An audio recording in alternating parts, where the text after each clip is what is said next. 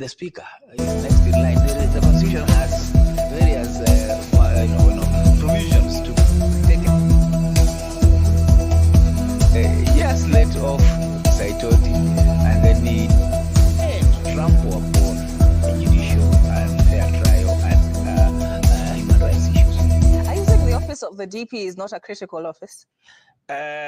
Yes, that's what I've said. That it's not a doctor. It's not a medical doctor who is the only surgeon in town. That if somebody is in ICU, nothing can happen.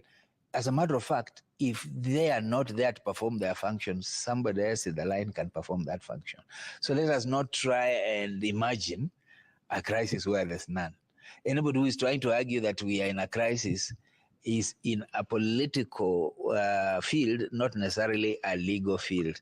Because if you asked us now that the president is not there and the deputy is not, what is next? We'll tell you the speaker is next in line. So from a constitutional perspective, no crisis. All right. So some of the arguments we had yesterday, because there were arguments that there's an attempt to delay the hearing of the matters that were filed as urgent, certified as urgent by the court.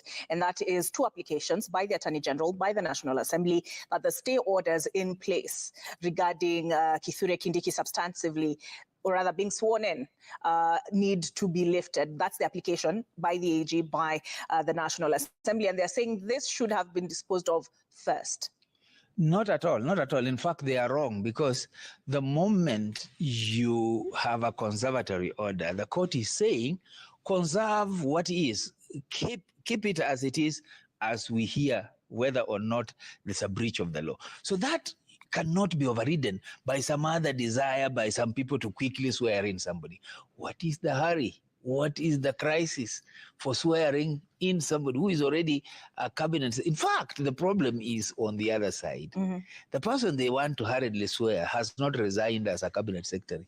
Therefore, constitutionally, shouldn't even be sworn in as a deputy president, because he does not qualify to be sworn in. So there are issues on that side, mm-hmm, that if they rush, they will be making the very mistakes. Some of those very issues are being canvassed in court. Mm. The issue as to whether there was a properly constituted IBC as to give the advice that is allegedly given is being canvassed in court. So there are more weighty issues to be dispensed with in terms of the nomination of Kithure Kindiki as opposed to when office. So again, what is their crisis? The political crisis has been sorted because the parliament has done its job. The National Assembly and the Senate have done their political job. What we are dealing with is constitutional and can only be given time. I would tell anybody who is saying, why are you delaying? No. Law operates in a procedural manner. If I bring a case now and somebody raises a preliminary objection, the preliminary objection ought to be dealt with first.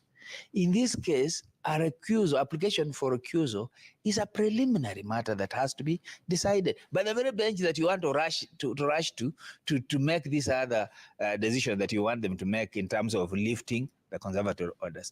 So I would say that in matters of law, matters of procedure, we should allow the procedure to play out so that we do not necessarily rush it. You can rush political issues, but please let's not rush judicial legal issues, because the consequences, the damage is far-reaching. So what typically happens when a judge recuses themselves, or a bench, should they recuse themselves in this case? Beautiful. Again, this is what we are saying, that there's no crisis. If they recuse themselves, then the Chief Justice is presented with an opportunity to again empanel another bench of judges. So, and there are enough judges around in the High Court, so there's no problem so far. And that's why it's not that these judges must hear this case. I would think that even they themselves, if they have no interest, if they have no reason to want to hang around, they themselves should say, look, now that you have raised this matter about our impartiality or lack of impartiality, it's likely that whatever we render here may not be seen well. So they should actually be the first people to say, wait, we are accusing ourselves. The problem we are dealing with in this country, and perhaps many of the jurisdictions that we have, is that when you are talking about a judge recusing himself or herself, you are actually applying to the very judge, and that the judge can decide whether they can recuse themselves or not. Now, in normal circumstances, what would be the ideal is that the moment I raise an issue about your suitability, it should not be you listening. Somebody else should be listening and making that decision, because I should be making those arguments about you to that person, which could be that I'm actually making, I have evidence that you cannot conceal, and therefore somebody else ought to make that decision.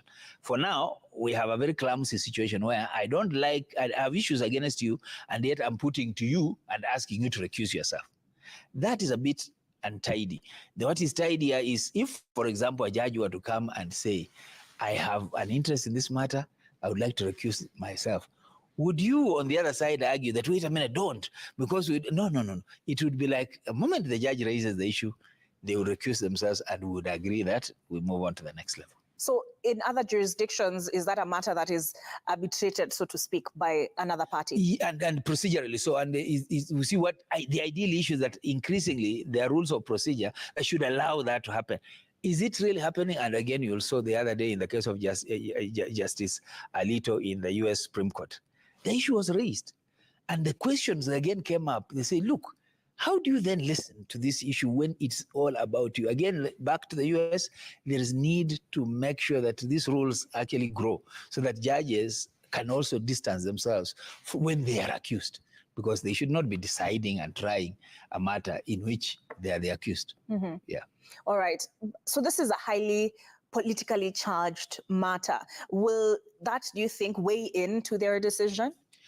I think so. In fact, the worry that I have is whether the judges and the judiciary at this point will act beyond reproach as to want to leave no doubt that they were impartial, they were objective, and whenever their impartiality was called into question, they acted appropriately.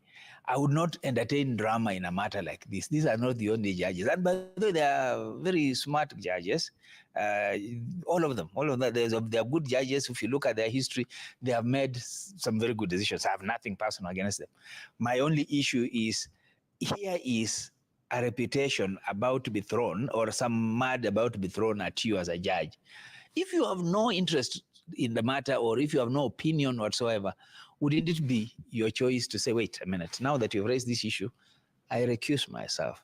Can the Chief Justice empanel another one? Of course, it might happen that if at all what they are accusing them is right, it might happen that the next to be appointed may also have issues. Then you will begin to determine, is it really true or is it just hair splitting? So that should be something else. But so my view would be, it should not be something that we should be fighting about. It's like a moment you realize there could be a conflict of interest, the best thing is to do is to down your tools. They say, for example, in matters of jurisdiction, if a court realizes it does not have jurisdiction, it downs its tools, because whatever then it proceeds to do would be questionable. The moment my suitability or my objectivity is challenged, the first thing I should do is to say, wait, I leave it at that point.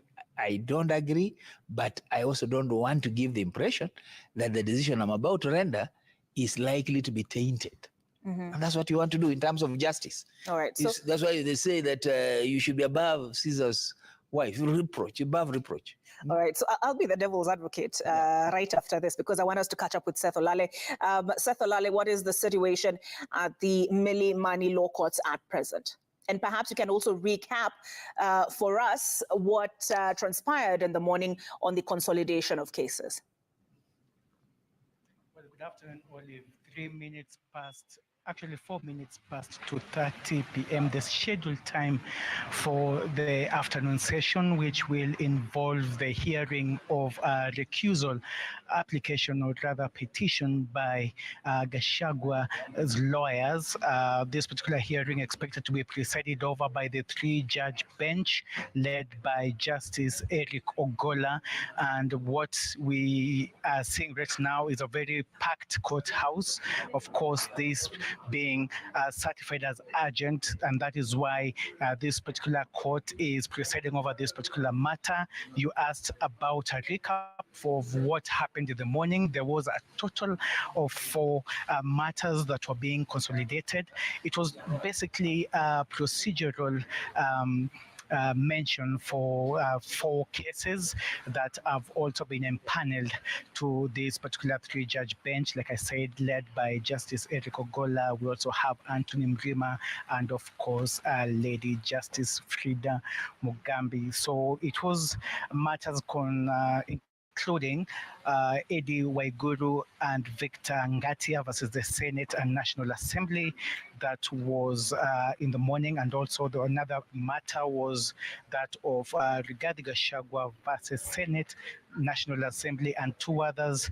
The third mention was that of Dr. Clarence Eboso Mweresa versus the Speaker of the National Assembly, and the fourth matter that was consolidated in that particular mention was the matter involving Shiria Mtani Nashadro Kwamboi versus Speaker of the National Assembly and Clerk of the National Assembly, and three others. What we're waiting for is the hearing of the recusal application by lawyers representing Rigathi Gachagua, and of course we also have the respondents on this other side of the courtroom involving the likes of the National Assembly, the Senate, Speaker of the National Assembly, Speaker of the Senate.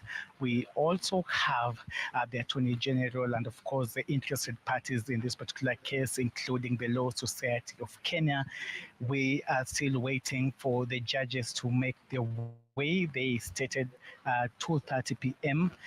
We have also received communication by the clerk of this particular court inviting the council just to submit prior application when in terms of using the city system, that is electronic application. Any matter that is pending, they have been invited to submit before the three judges make their way in this particular courtroom. Yesterday, we saw also quite an exchange, of course, after that particular that particular ruling regarding the jurisdiction of the Deputy Chief Justice Philomena Mbete Mwilu, whether she acted in law while constituting the three-judge bench, and of course the court here stating that indeed she was acting according to her rightful mandate and she did not violate any judicial rules. Now the next matter here is the second application from the Rigathi Gachagua, which is a recusal application. They basically want the judges here to excuse themselves or declare themselves unfit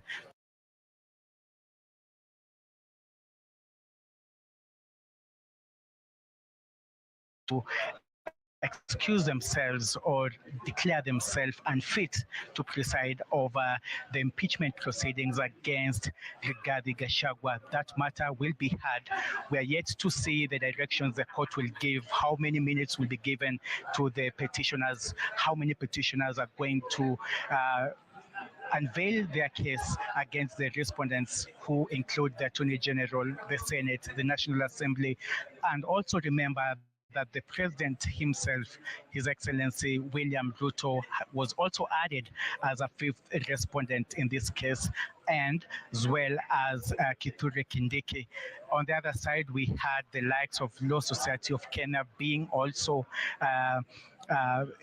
included in this particular matter as an interested party. So all eyes live on the three-judge bench, expected to make their way here anytime from now. All right, thank you for that update, Seth Olale. Wakili. Yes, please. There was leave given yesterday to appeal the decision on, is it Article 164 of the Constitution with regard to the Chief Justice having the power to empanel a bench on issues of an odd number, on issues of substantially of law. So can the Court of Appeal hear that matter parallel while this matter is still live in court in the High Court?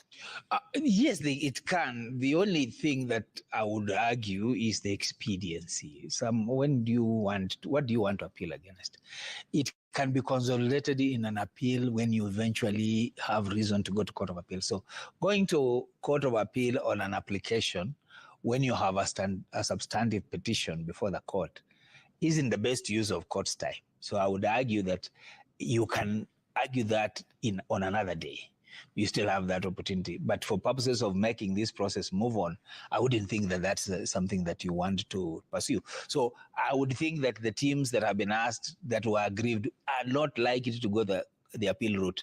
Indeed, anytime you are not happy with any ruling or any decision, you are at liberty to appeal against it. The question being, what is the timing, what is the expediency, and so on. And of course, the Court of Appeal does not operate at a pace that you would want to imagine the other courts operate, because it has its own issues, it has its own timing. By the time you do that and you're pursuing this other one, the two matters may meet at the same point, depending on whether a decision has already been rendered or not. So I would not advise them to take that route. Mm-hmm. Yeah. Yesterday, there were a lot of allegations of playing to the public gallery. There was a tongue lashing that was given by the bench to the counsel of Rigathi Gachagua. Does that usually happen in cases where there's a lot of public interest? Do lawyers conduct themselves differently? Whether lawyers conduct themselves badly or sometimes do not conduct themselves well, the court has no reason whatsoever to descend into that arena and also begin to tongue lash. And this was a habit that the Supreme Court brought up with using language such as hot air, wild goose chase. That is a language that is not invited in, in this adversarial situation we are in this country. So the courts have to be the most patient and the most reserved party in this process, because what you say will go into either the other side of the conflict or will fan more disputes and so on. So I don't see any reason whatsoever for the bench to tongue lash parties, because it only opens an avenue for the parties to imagine that this bench or this court has taken position. So I would not agree with that position, and I would urge courts to be to guard their temperament, because people are looking to courts for arbitration, and that's the last place you want to be aggrieved from. Mm-hmm. Yeah. But it's a fine line to walk, you want to, justice is not only done, it must be seen to be done, right? Yes. So you do want to appear not only be, but you also want to appear impartial and fair. On the other hand, you also don't want to be pushed around by the council, because you did hear Justice Eric Ogola, who is the presiding judge in this case, say they will not be taken around in circles. Why? You're presiding over a matter. Why do you want to imagine you're being taken around in circles? You wait for your turn in the circle. If it doesn't reach you, then let them keep going round. So you don't have to say that you will not be taken round in circles as a court. Wait to declare your position on an issue. And you can say, we respectfully disagree, or we take this view, and you put it and you keep it at that.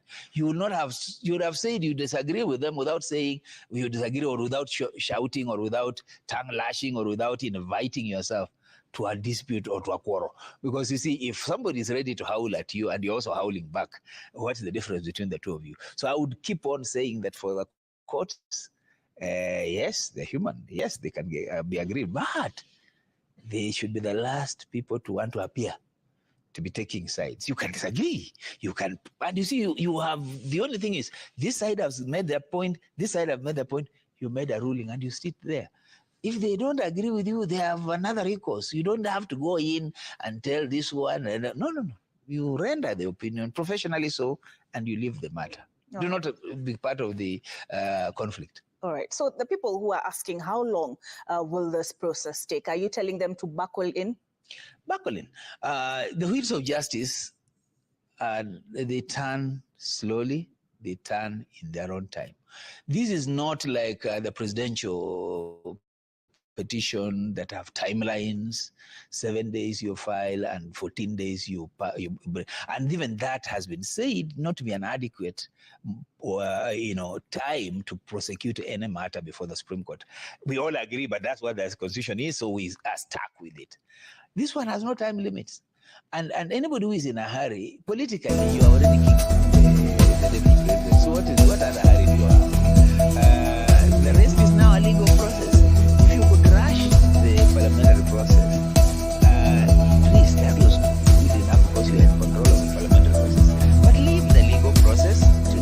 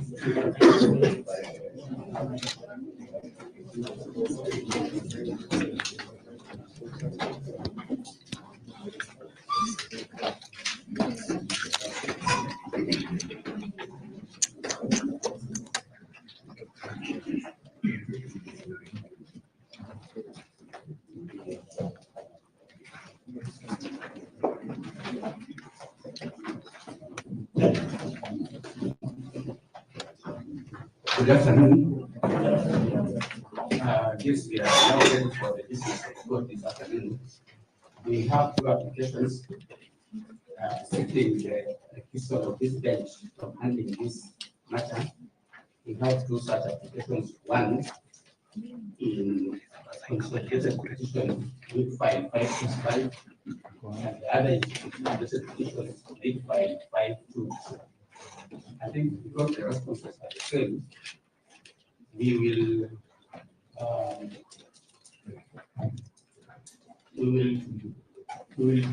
do them separately, but the responses will be the same. So I'll call petition number 5E562.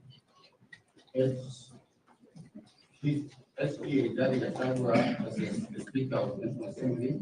Petition number 5E565 of 2024.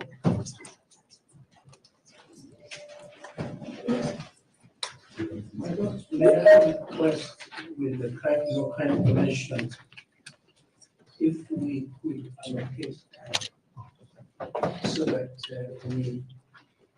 we structure the presentation. For our part, the part of the respondents, we will respond together. And whatever time you will allocate to us, we will use together. For our part, my Lord, because we have to do the job of convincing the court. I believe we agreed for the first application and we the only one doing it. I believe 30 minutes to present the application. You need how much? 30 minutes.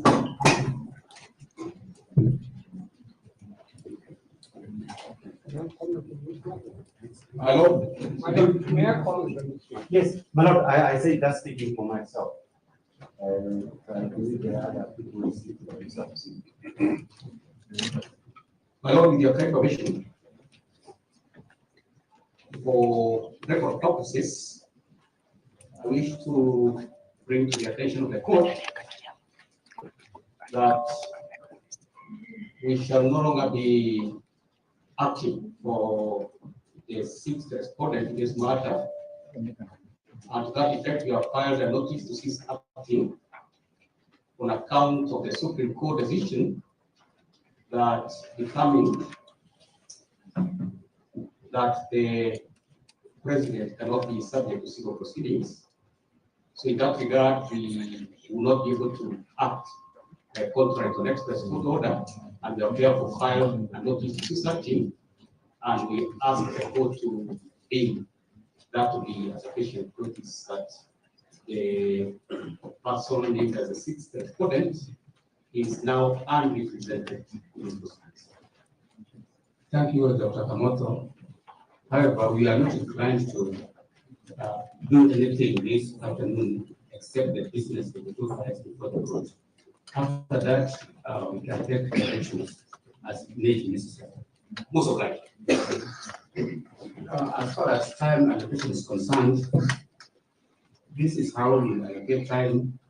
The main applicants will give you 15 minutes each. The main applicants we will give you 15 minutes each. Supporters of the application will give you 5 minutes each. If they're supporting the application, will give you 5 minutes each. Respondents will give you 7 minutes each. Interested parties will give you 5 minutes each. Rejoined by main applicants will be 7 minutes each. We ask the court assistant to observe time strictly. Are you permitted to say something?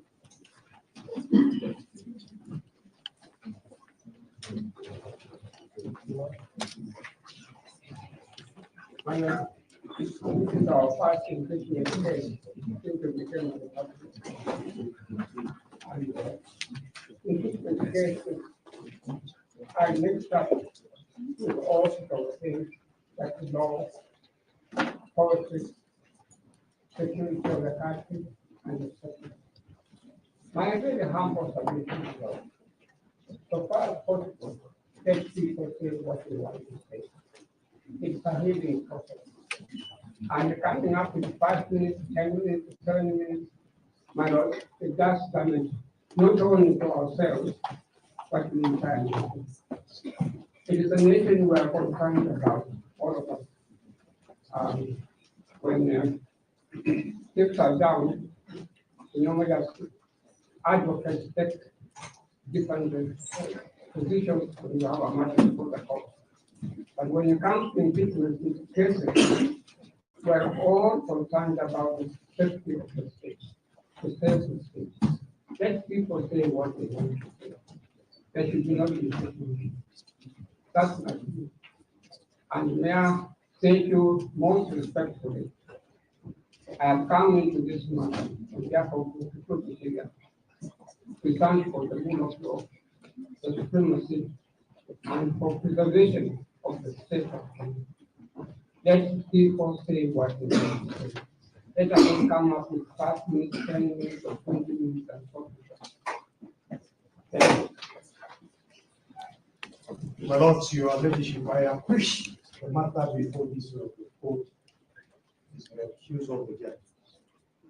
But please, I urge you to be a little bit more flexible on the issue of time, 5 minutes. But no council enjoys making an application.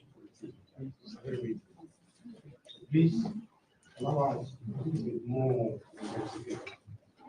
Dr. Kamuna has submitted that he needs unlimited time, meaning that he can argue this case even until tomorrow. Mr. Mute, how much time do you require for yourself? I would say for those supporting at least 10 to 15 minutes.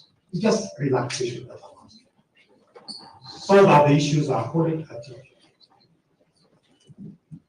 May I suggest that we stick to the time you have allocated us, and you have the discretion to allow anybody, including my learned senior, the Honorable P.K. White, any flexibility. I think that's what we did last time. We allocated time, but we were flexible enough to add time whenever it became necessary. So with those submissions in mind, I will give you the time allocations which we have given, but with the latitude to grant more should it be necessary. Well, I was going to request that because we are prosecuting these applications, that we just say that officially so that you don't feel, I don't feel pressure.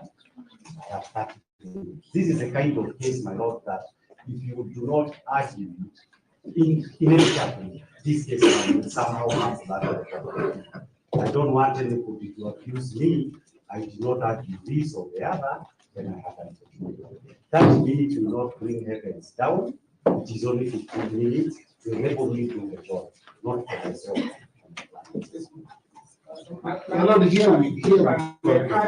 Here we go again. Let me speak. This is a court of law. I respect you very much, counsel, senior counsel, and all the counsel here. But please let us appreciate that this is a court of law. And when directions are made, let's respect those directions. I'm making this direction. We have allocated time. Should it become necessary for one party to ask for more time, we will consider that. Thank you. My lord, the first application in which we have filed these documents in the file officially called petition number E015 of 2024 is an application dated 21st of October 2024. It is supported by an affidavit that has been sworn by this affidavit has been sworn by the Honorable David Muni Madenge. It is further supported by a supplementary affidavit that is 21st, a supplementary affidavit of 24th of October 2024 by the Honorable David Madenge. Now, in addition to that, we have filed a bundle of authorities, which I believe that they have been punished to the court. My lord, looking at my watch, it is 3 p.m. I am certainly going to require some additional time, but let me start and see how best we can manage the time that has been allocated. But in the ruling that you delivered yesterday, you made a significant point that this is a matter of extreme public importance that deals with the most weighty issue that can be conducted, both with regard to the office that it relates to and to the issue of political succession. My lord, the issue of political succession countrywide is an existential issue of the state. Existential issue of the state in the sense that this is an issue that when you read Professor Ben Nabweze, and when you read all these cases from Pakistan, they are the most weighty constitutional issues that can appear before any group of judges. And my lord, for purposes of this country, we are saying that for the 2010 constitution, the matter before you, and that is why has informed the filing of this application, is one that is an existential issue for purposes of the 2010 constitution. Your lordships, I say. Your Honor, sorry for interruption. You have been muted. I am unable to follow proceedings.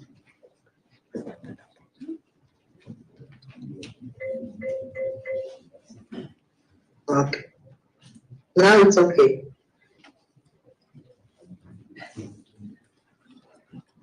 My thought process is affected now.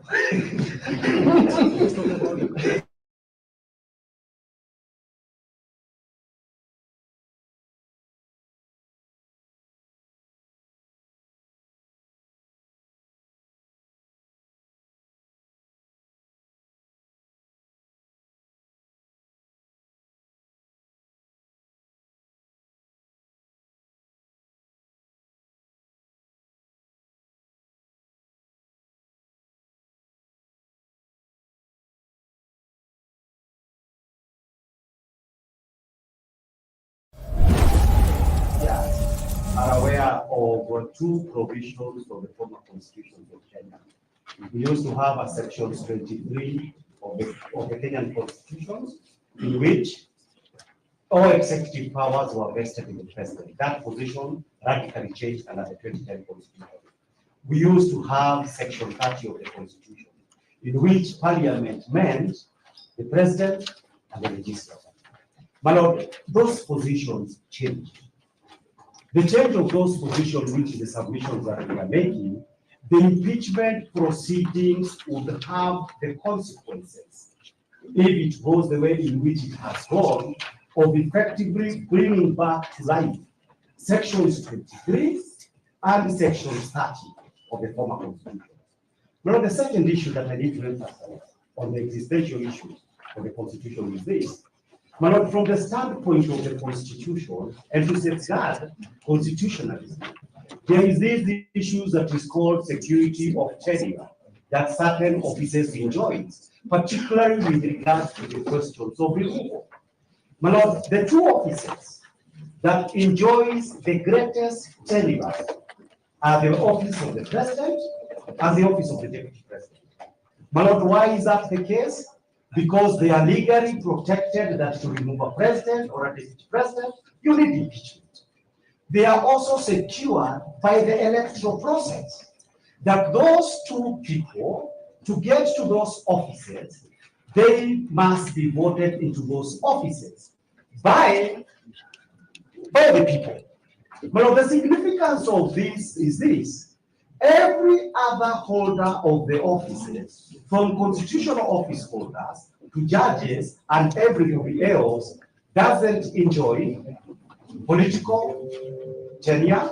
It is only legal protection for those particular offices.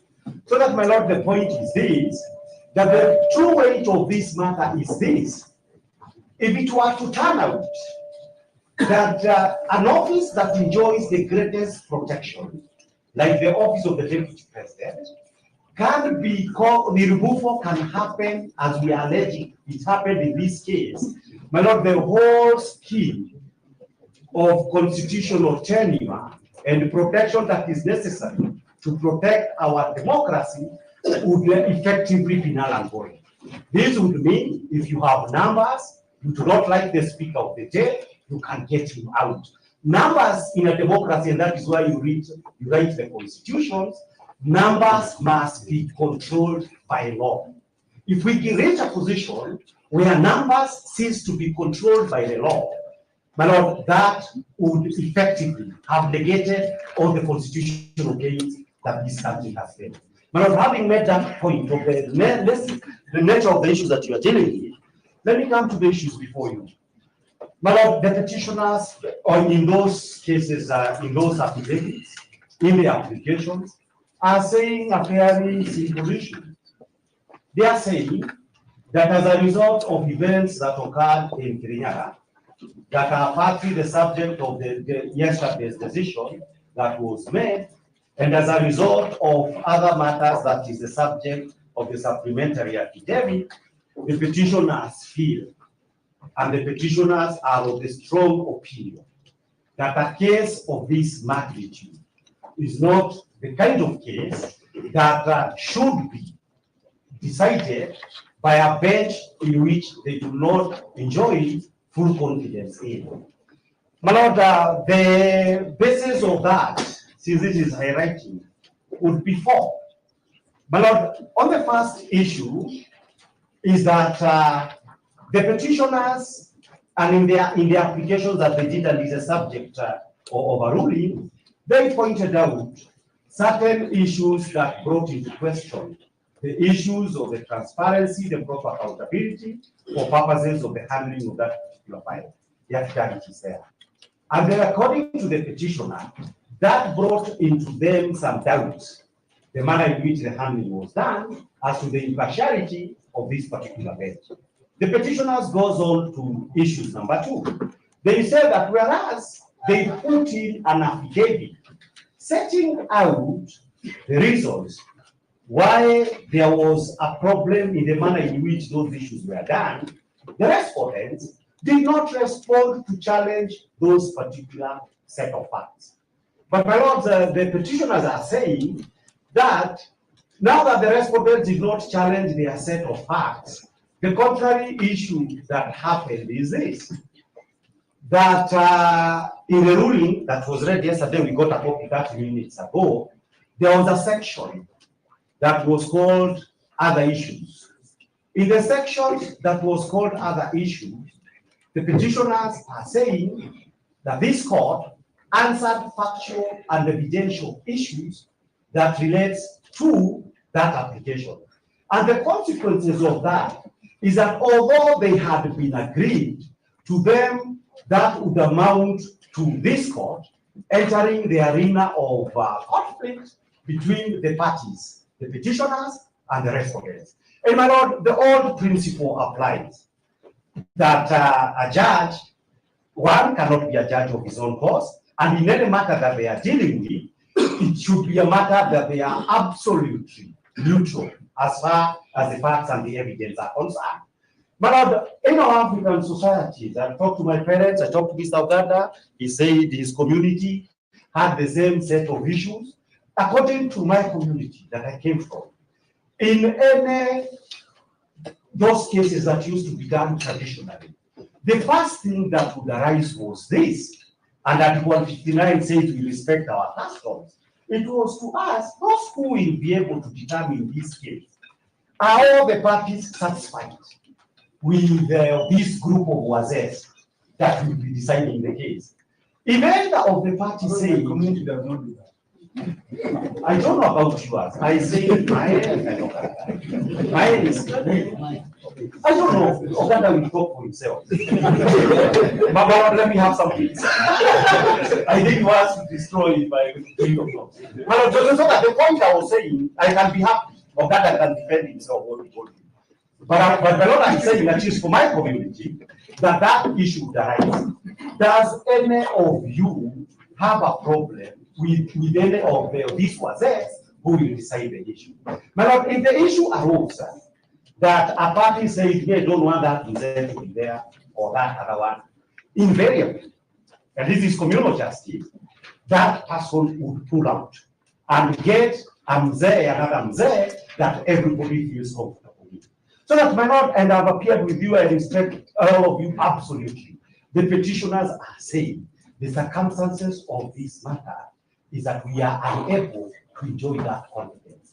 My Lord, when the petitioners were speaking about what they said they feel, like is a 3-judge bench, one in which they expect fair and square justice.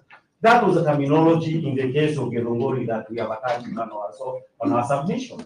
That from the word go, a party appearing before the judges should be able to feel that we have a reasonable chances of success before between those judges, but more importantly, that none of the judges is connected to the cause, one, to the cause, or to the individual in which you are in dispute with.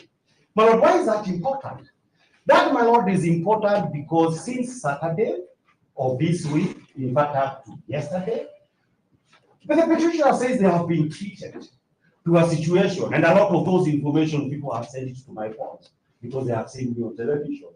Where we have such a scenario that repeatedly they keep saying we are going to have what is it swear? We are going to have a swearing in as soon as these three judges give those particular orders. But that cannot create confidence because assuming it is not this case, every party, and we have very many cases here. If somebody you are drinking in a bar says, no, you are going to lose that case before the persons we are appearing before. That, my Lord, is a party. Parties are not lawyers, are not supposed to be sophisticated. That party will be left certainly with a huge, huge problem as to whether actual justice is possible. And it might actually be, my Lord, that whenever else is dealt, the petitioners will win this case. As we expect, we shall win if the petition is hard. My Lord, if that is the case, and that may actually be the case before you, but my Lord, the scenario that is bad and that is prevented by the law is a scenario where the parties lose. Because they will say, well, you have Abenasi told us, Oscar Sufi told us, Kaget told us, and all these individuals who are saying it was called drama. We are here for entertainment. But if judges are supposed to be treated to entertainment, and those judges are supposed to stop that entertainment, but there is a problem on the face of it. There is a notice of appeal that we have filed, and it is part of the supplementary affidavit. In this notice of appeal, Your Lordship, we have pointed the issue, and we have said one of the other issues of concern is that the judgment of this court that dealt with these other issues, that judgment, the contents of that, amounted to preempting and answering the application that I'm arguing before the court. Because those issues we are submitting did not come from the respondents, but these applications having been filed, we are arguing these applications. After, in a previous ruling of yesterday, we have effectively been responded by the court itself. The petitioner says that they are absolutely uncomfortable with that, and they cannot be able to say that if we have reached a situation whereby judges are answering our case in advance, it is absolutely bad and beyond repair. But the second last issue that I want to say is this. The issues, my Lord, is, and we expressed that concern yesterday, we were not sure whether we would even file a notice of appeal as counsel. But you are told you cannot file this one because it is the issue, as far as we are concerned, we were not treated fairly. We were accused, we are playing to the gallery, as a result of the accusations and indictment that we are playing to the gallery. What effectively ended up being glossed over is the question of our own submission. And my Lord, the basis, and therefore the accusation, and we are saying we were not treated in a temperate and judicious manner. The petitioners and their advocates. Then, my Lord, we go to the deciding for purposes of yesterday, the core issue. My Lord, the core issue in our petitions, a number of them when it comes, would be the question, does the IEBC have the power to have authorized the president to say that he did? I'm saying it is in our petition. I'm saying one of the issues that will be coming in for determination would... I think it's important to just help them.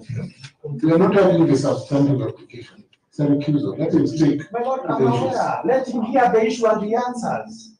My Lord, just do the My Lord, the point I was making is this. One of the questions, I want to tie it with 165. And the question is this. The question that will be arising is whether the IEBC without commissioners could have declared Honorable Kindiki to be suitable for this nomination in the letter they issued to the president.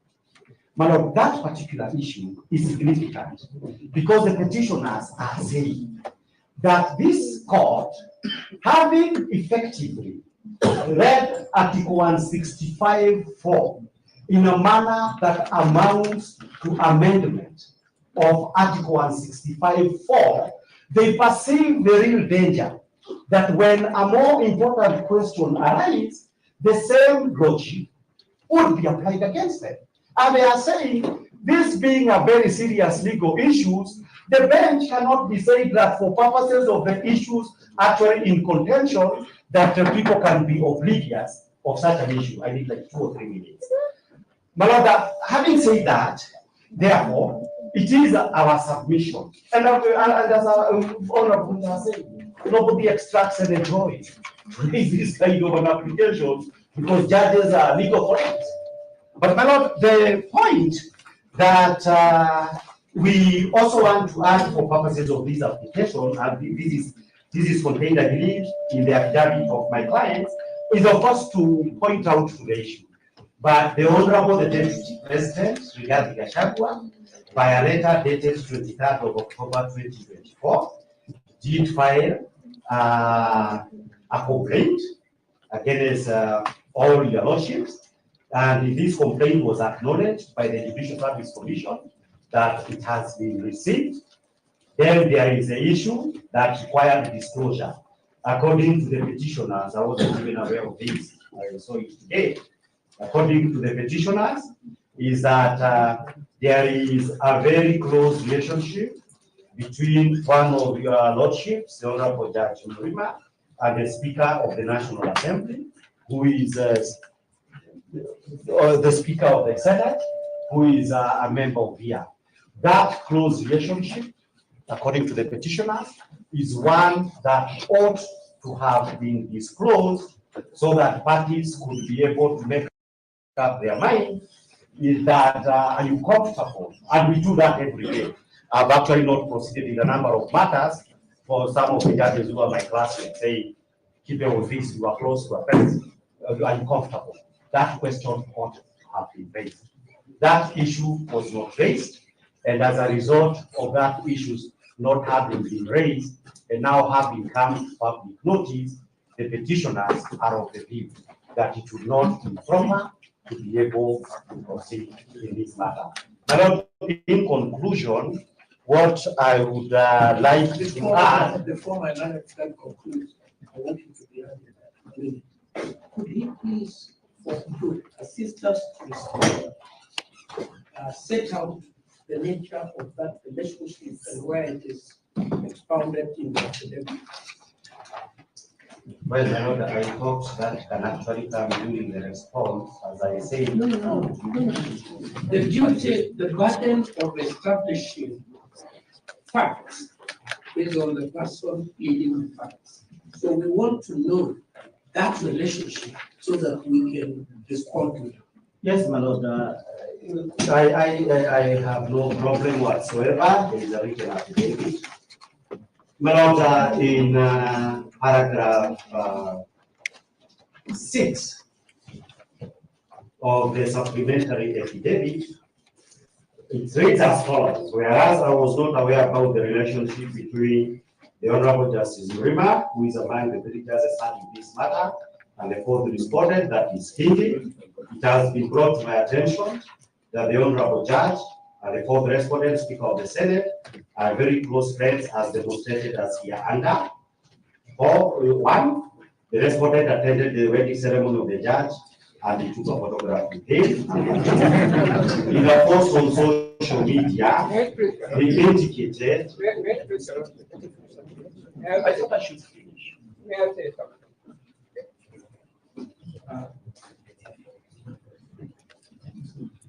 May I say something? Yes. The position of the man is trying to secure has taken in my humble submission for small support.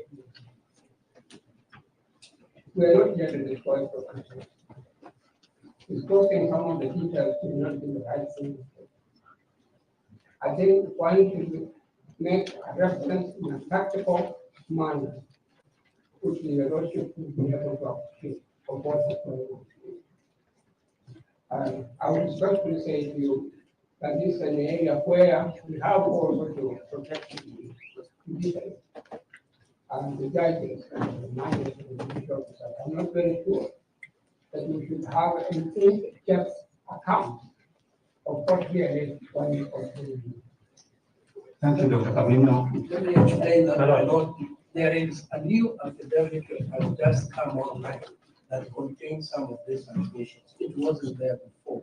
That's why we saw it. My Lord, I think I agree with Dr. Camino that unless, because as I say, I am not the source of any of this information or something that came to my knowledge, that I was sticking to what my learned colleague is talking about, unless there is insistence by my learned colleague.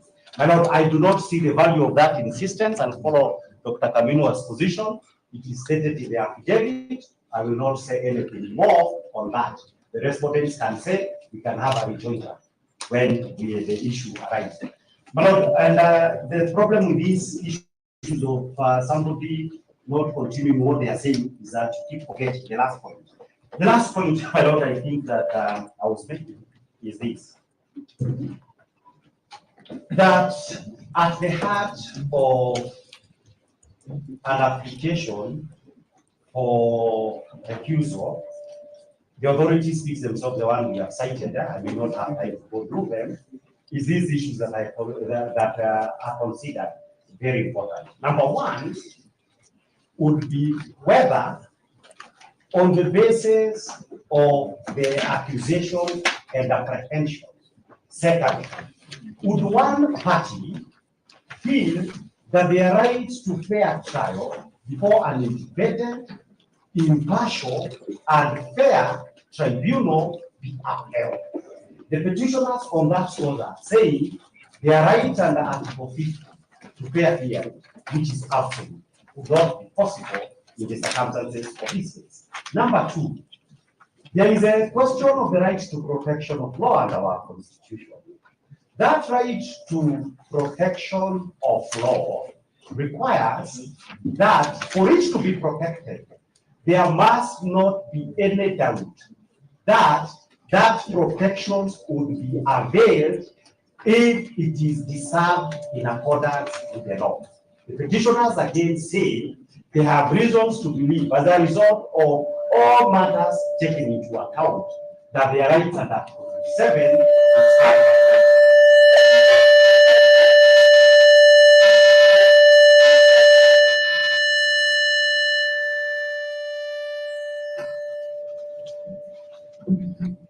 Well, the final issue, it could not really have been final, but I have to finish.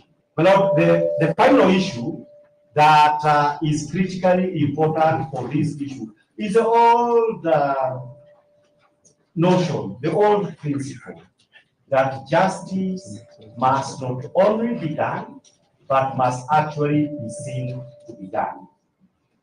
The circumstances of this case, it is our submission that apart from the real issues that the petitioners have, whether perceptions, whether substantial issues, the petitioners are saying that, your lordships, they are unable to say that at the start of this proceeding, we are confident that these judges are capable of upholding our constitutional rights and to uphold justice equally between us. Lord, we are most observed. Thank you for letting me conclude substantially on what we said. We are most observed. Thank you. My Lord, before the next speaker goes on, I think there is something we are doing and it is not fair to the court. Because my learned friend was challenged by Professor Mugay to tell you what is the specific thing. Then they take a posture, assisted by the senior, that we don't want to go there.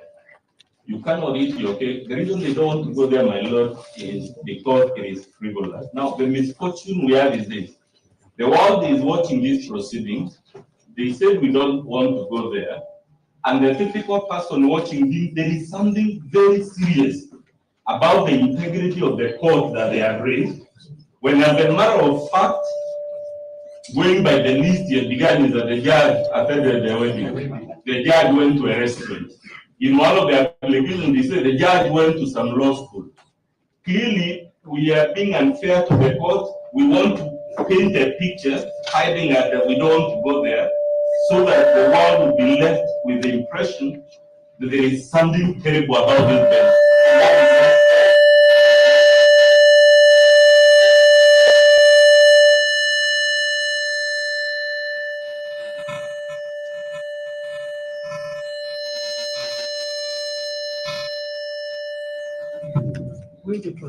My Lord, I think it is Lord Cromwell who said, if you want to paint a picture of me, don't embellish it. Say what and all. If they have any allegations now that we are broadcasting these proceedings to the world, if they have an allegation of any impropriety against any judge, they can't make the claim. For the gallery agency, we don't want to go there. We submit the all the paper.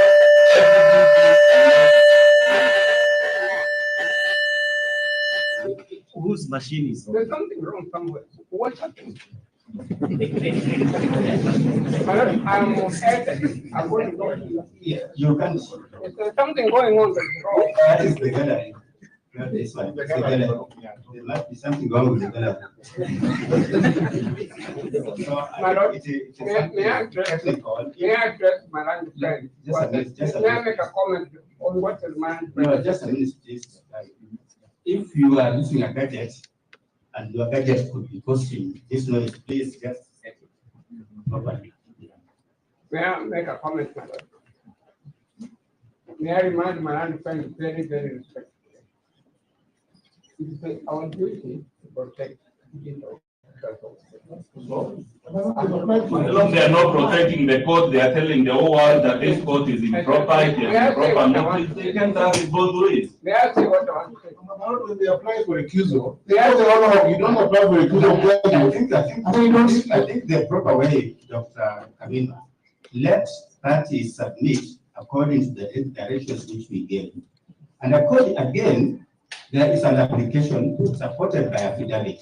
There are averments in those affidavits, and because some of those averments actually touch on us, but we cannot defend ourselves, we would be satisfied if you read them even verbatim, so that the world knows that these are your complaints against the bench.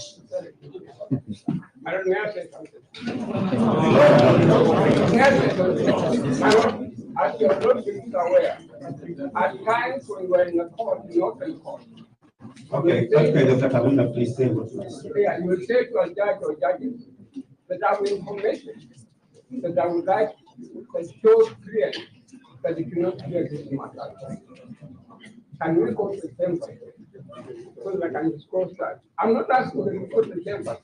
All that I'm saying, as lawyers or as advocates, we're also under duty to protect the judicial officers and to protect the speaking of the judicial. I think That's what that is okay. I think one way of protecting judicial officers is by disclosing in open court like this what is there. By doing blood. Exactly. I see. I want to do with respect. My Lord, next time, I hope also don't have to say you must be impeaching me, which is what they are trying, then accusing me for not reading it. Because I have not actually read everything, there are other issues I could also have read. But my Lord, let me read this. My Lord, hearty congratulations to my long time friend. That was underlined by them. And the source is Right Honorable Amason Jeffakigi, EGH. The petitioners say the issue, and that is the issue that I picked during my submission, that there is a long-term friendship between the judge and the party. That long-term friendship ought to have been disclosed. I said that. Then it goes on to say, on the occasion of the renewal of your marriage vows with your beloved wife, it is now there, there's a there here. You are a true testimony to the belief that spouses resolve to stick with each other through thick and thin, great things can happen. I wish the two of you the very best in this long journey and pray that God continues to bless this union and leave you with his wisdom and the patience that comes with marriage and family life. Ongera Kakangu. And below there is a photograph where a gift is being given by the Honorable Mr. King, Senator, to the couple of Judge Rima and I believe his spouse. So that is the annexure that was put by the petitioners in proof of the fact that there is a close relationship, a close friendship that under the law ought to have been disclosed, given that Kingi is a very important party for purposes of the case against the Senate that he botched everything and has come here to defend those impeachment proceedings. I believe my job is done, and because that is all that it says, and that is the affidavit of the petitioners. Unless they need me to read something else, I can sit down.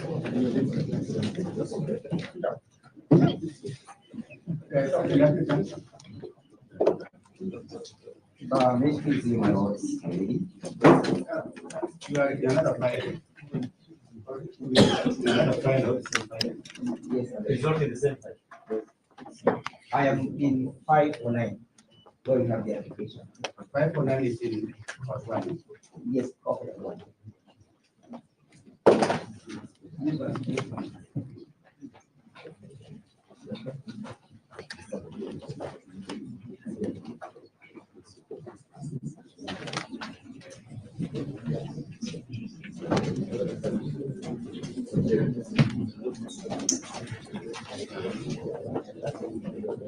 Your Lordship, for steps.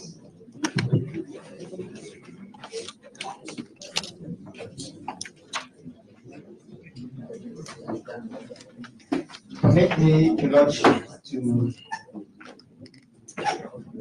indicate that we are arguing the application dated the 22nd of October,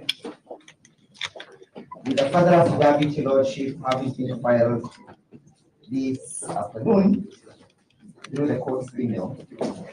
Your Lordship, from the onset, with heavy heart, Your Lordship, that we have moved you through these mechanisms, and that Your Lordship, my subject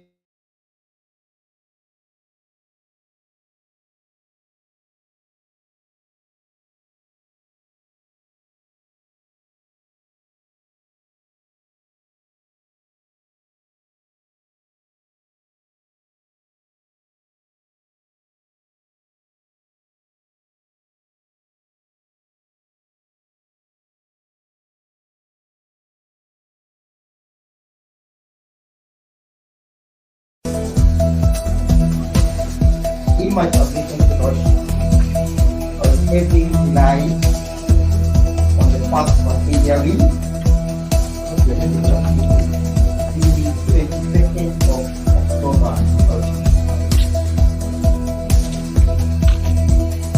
I'll begin by indicating and relying on the Judicial Service Code of Conduct and Ethics Regulation 2020. And I draw the attention of the court to Regulation 47. Regulation 47, Your Lordship, states that a judicial officer may recuse himself or herself in any proceedings in which his or her impartiality might reasonably be questioned, where the judicial officer, 1, is a part of the proceedings, B, was or is a material witness in the matter in controversy, C, has personal knowledge of disputed evidentiary facts concerning the proceedings, D, has actual bias or prejudice concerning a party, E, has personal interest or is in relationship with a person who has a personal interest in the outcome of the matter, F, has previously acted as counsel for a party in the same proceedings. G is precluded from hearing the matter. H, a member of the judicial officer family has economic or other interest in the outcome of the matter in question. A refusal by a judicial officer shall be based on specific grounds to be recorded in writing as part of the proceedings. Your Lordship, it is my client's, the petitioner's case, that this bench should recuse itself on the ground contained therein. Permit me to begin by indicating that yesterday when the court was delivering its ruling, it indicated actual bias on the part of the parties before you, Your Lordship. The petitioners were condemned in a wholesale, in disparaging language coming from the bench, a language that indicated prejudice or bias on the part of the petitioners. It was indicated by the bench, Your Lordship, that despite the heavy submissions, the authorities that we quoted, you are not addressing the bench, but addressing the gallery. It is so prejudiced, Your Lordship, that such perception on the part of the petitioners culminated into the court not even taking note of most crucial issues that we had submitted on. For example, despite the appeal that is now being launched, the court failed to take into notice of the question of delegated authority. It is a considered submission, Your Lordship, that had it not been for the bias and the prejudice that the court has on the part of the petitioners, such would not have escaped the mind of the court. Your Lordship, further, the court made further remarks that they take great exceptions to the remarks of the petitioners. When the court indicates that they take great exceptions to the remarks of the petitioners, it's a prima facie indication that the court has descended into the arena of dispute, and that the court therefore becomes or takes a defensive approach in the manner in which the prosecution of the case is being conducted. Your Lordship, a judge must at all particular time be a solemn person, slow to anger, and of good temperaments. Your Lordship, a statement indicates that the court has taken a position as against the respondents, the petitioners. And the position is prejudicial to the petitioners and erodes their confidence to continue appearing and making submissions before this court.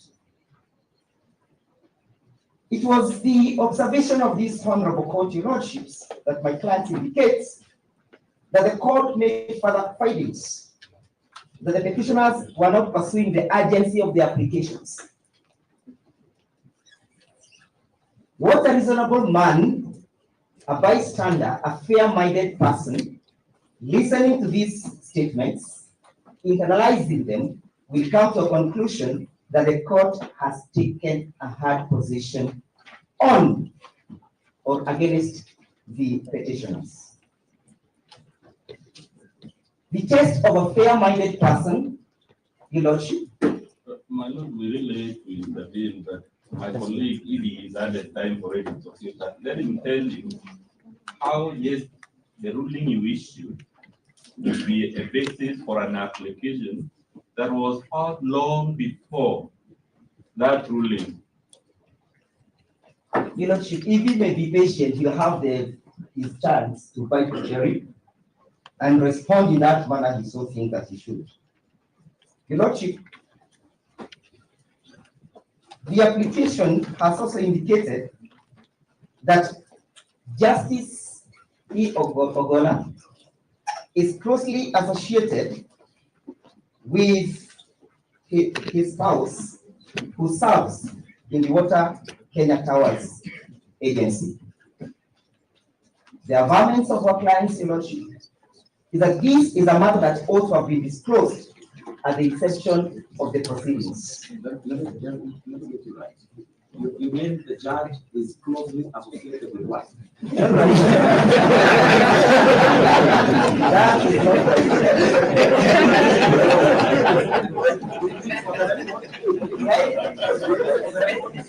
so that the court may not again misquote me. Your Lordship, the spouse of his Lordship, one Florence Oloj Auma. You've defaulted to that issue? Yes. There's a disposition to that? Yes, there's a disposition of that issue. That Florence is the wife? Yes, there is. Paragraph? Yes, paragraph.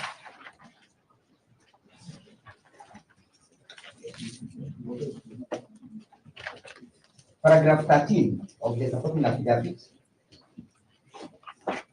as read with paragraph 11 of the further affidavit. She holds a position in the Kenya Water Towers Agency, an appointment that was done pursuant to the Gazette Notice number 7515 of 2013, for and on behalf of the presidency by your parent here. Your Lordship, it may go on record that the 6th respondent who initiated or made this appointment is a party in these proceedings, and that the parties. No, my Lord, that's not factually correct. I'm not getting you right, and I'm sorry for that. Where are you lost, my Lord? Here. If I'm looking at the same document as you. Yes. The Gazette Notice 7515 was issued on the 7th day of June 2023 by Soipan Tunya. That's correct. Cabinet Secretary for Environment, Climate Change, and Forestry. That's correct. The 6th respondent in this proceedings is who? Is the president. Then, where is the next? I'll get there. I'll get there. Your Lordship, the cabinet under the Constitution is constituted of the president,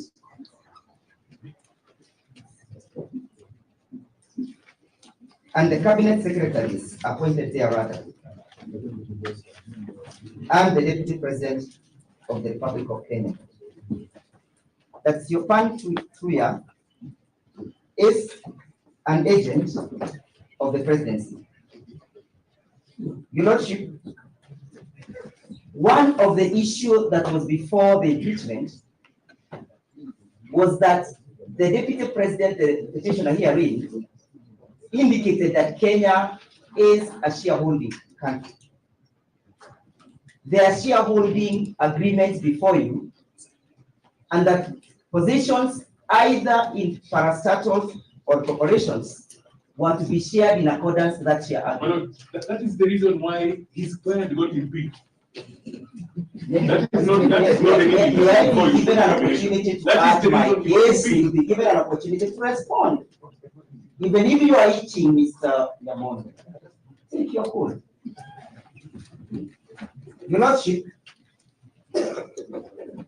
it is by client submissions that Florence Auma Olwoch may have been a beneficiary of that shareholding. Your Lordship, finally, Your Lordship, we have.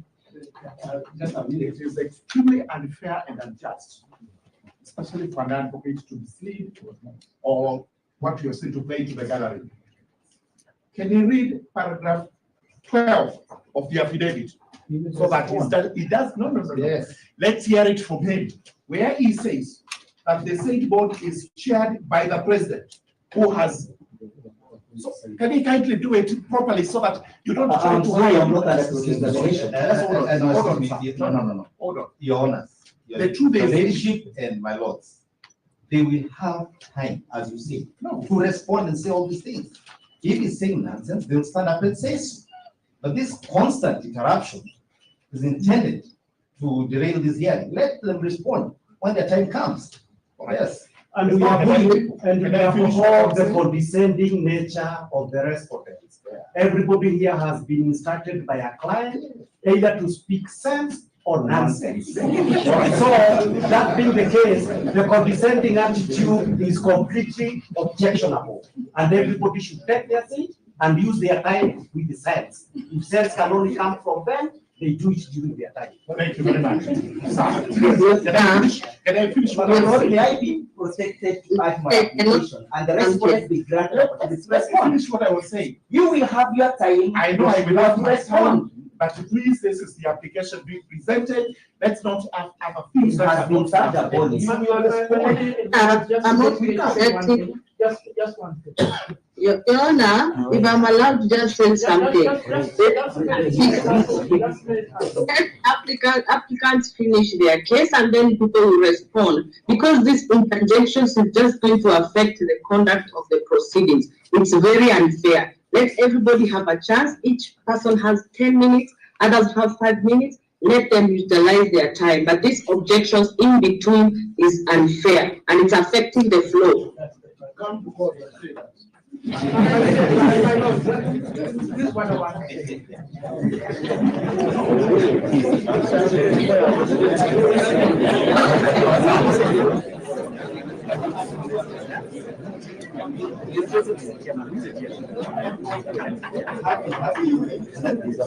Yes. They're all here. My plea is we conduct this proceedings in an orderly manner. As Professor Dino Bugai used to remind us when we were in school, to be an advocate, you are a superior mortal. Can you just be slightly superior and deal with this thing in an intelligent way? You have many times to. I'm also obliged, Lordship. It may be noted that, Mr. Lordship, that the chair of this board is directly appointed by the president, the six respondents in this case. Your Lordship, may I submit again that the perception out there is that this bench has been constituted for a particular purpose. And that the bench is just a mere conveyor belt, and that the parties herein will not have the chances to have justice of their case being dispensed. Your Lordship, I have annexed a tweet by senior counsel Ahmed Nasir, annexed in our affidavit at paragraph 12, and I wish to read that tweet, Your Lordship.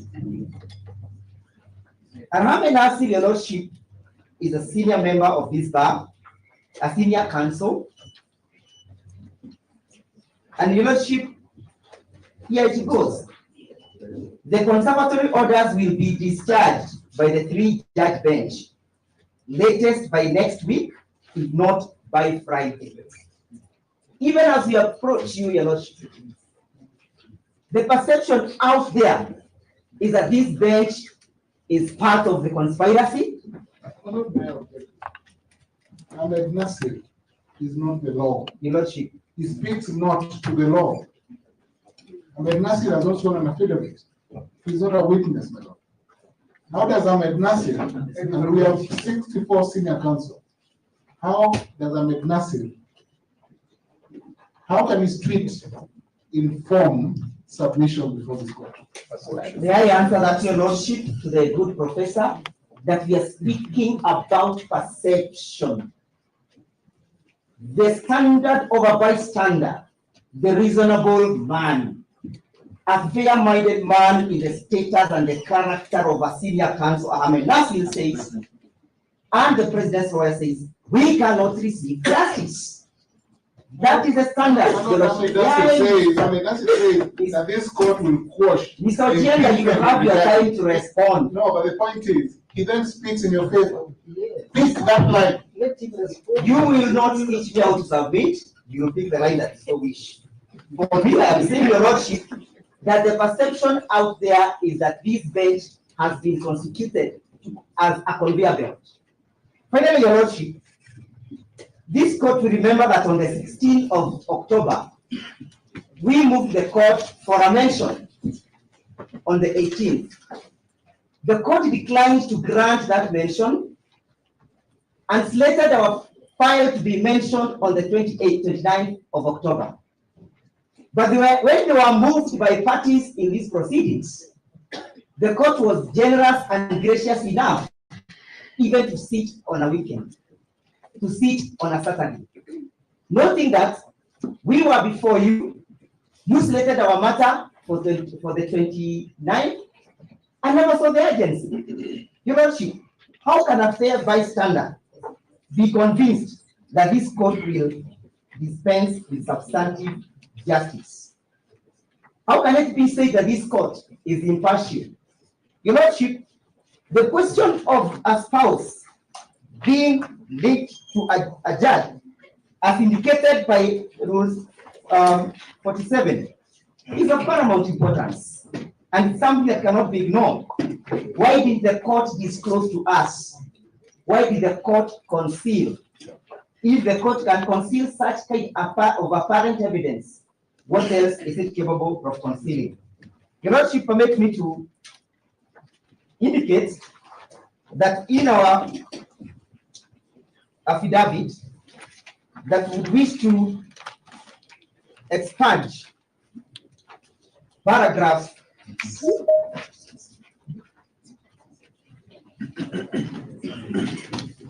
paragraph 16 of our affidavit, supporting affidavit, will not rely on it, and paragraph 10 of the same affidavit will not rely on the same.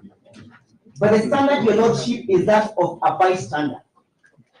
Ahmed Nasir spoke, and he has a following of over 1 million on his Twitter handle. That is, the perception has been created to the Kenyans that this bench, one, is a conveyor belt, two, it is considered for a particular mission, three, it's part of the conspiracy. Your Lordship, we urge you to uphold our application and grant the prayers sought. Your Lordship, my learned friend, Mr. Masharia, will highlight on the authority, with the authority in support of my submissions and those of Kide. Slight clarification on expansion. Paragraphs 10 and 16, if I had properly. Yes, of people supporting affidavit. That's correct. I don't know whether we can do that through oral submission. You cannot expunge a paragraph from an affidavit as it is evidence before the court, and it has to be considered, it has to be challenged in all ways. Number two, if you expunge paragraph 16, can you cover it in the response, please? I may, but if you expunge 16, I have a problem with that. There is no application before you. If you expunge paragraph 16 from the affidavit, there is no application has been added for you. So we need all this clarification. Let's not take things lightly. Mr. Lordship, yes, it is true that the paragraph that I seek to expunge is paragraph 16.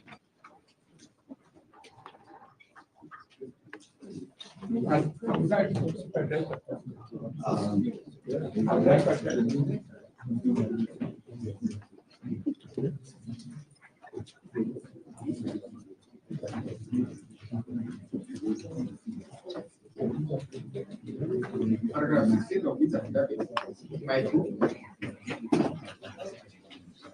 Who's affidavit? The applicant's affidavit. That is Obuli Namenya.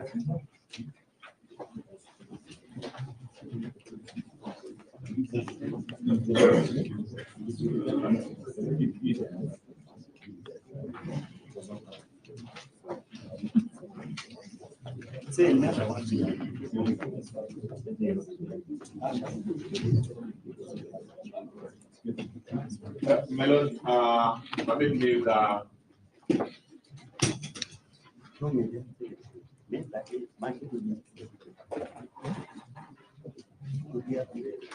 My lord, I think because we have to be fair to the court, my colleague has to be candid and confirm to the court. The reason he is withdrawing that paragraph 16 is because the claim there is factually false.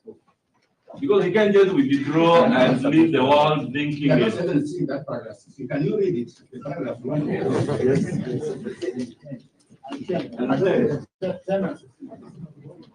Your Lordship, are you having the same application? Read as paragraph 10, which one we go, and paragraph 16, so that we can consider if we can control. Yes, and confess is the lie.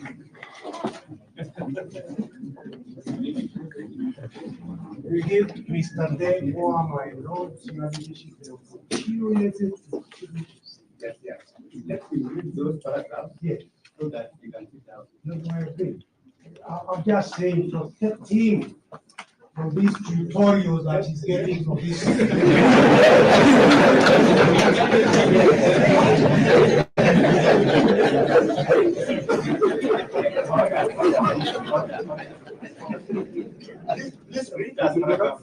Your Lordship, I wish to say that most respectively, I wish to say no more in respect to the paragraph. This is a direction to go read paragraph 10. 16, oh, paragraph 16, paragraph 10.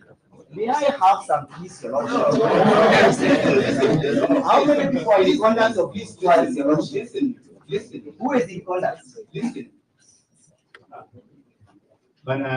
Yes, Your Lordship, I agree. You have applied to expand paragraph 10 and paragraph 16. Yes, Your Lordship. Can you read those paragraphs which you intend to expand? Your Lordship, paragraph 16 says that paragraph 10.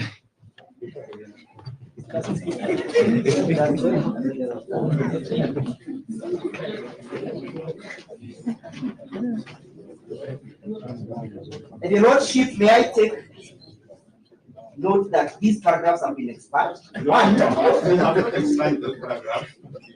That there has been an application to expand them.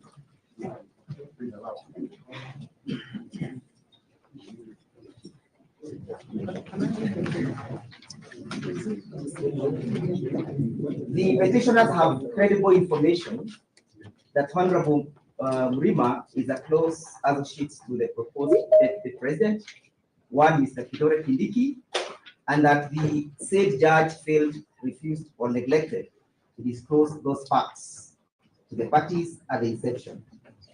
The basis of the application to expunge that particular paragraph is on the basis that the same has been linked to the affidavit sworn in petition 015. Paragraph 16, that Lady Justice Mugambi is convicted as she should excuse herself, as she was Mr. Kidore Kindiki's LLM student at Moi University. No LLM program at Moi University. You will have your time to submit, sir. And that's why I'm expanding. That's why I'm expanding this paragraph. That is what my client said. A crucial issue that she failed and or refused to disclose to the parties. My client has learned that she was not an LLM there and that she only took her degree in that university. We have no objection to anything being expunged, subject to the court observing that if this witness has lied about these two issues, what else has he lied about? Issues to be made.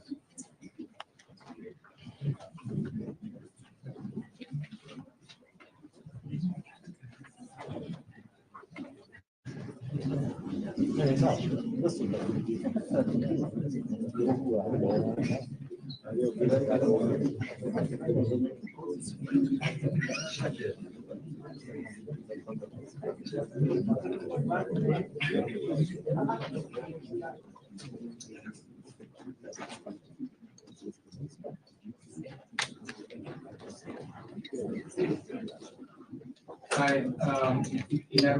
a ruling, because the question has been made and the response is there, that we decline the invitation to expand this paragraph, then we remain as part of the request. We are most obliged.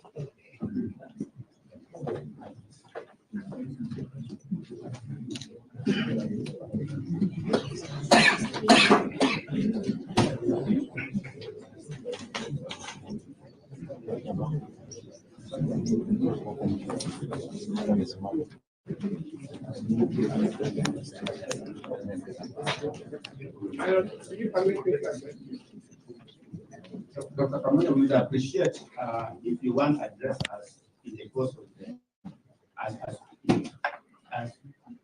as in your submitting. Is that the position? Yes. Okay, proceed.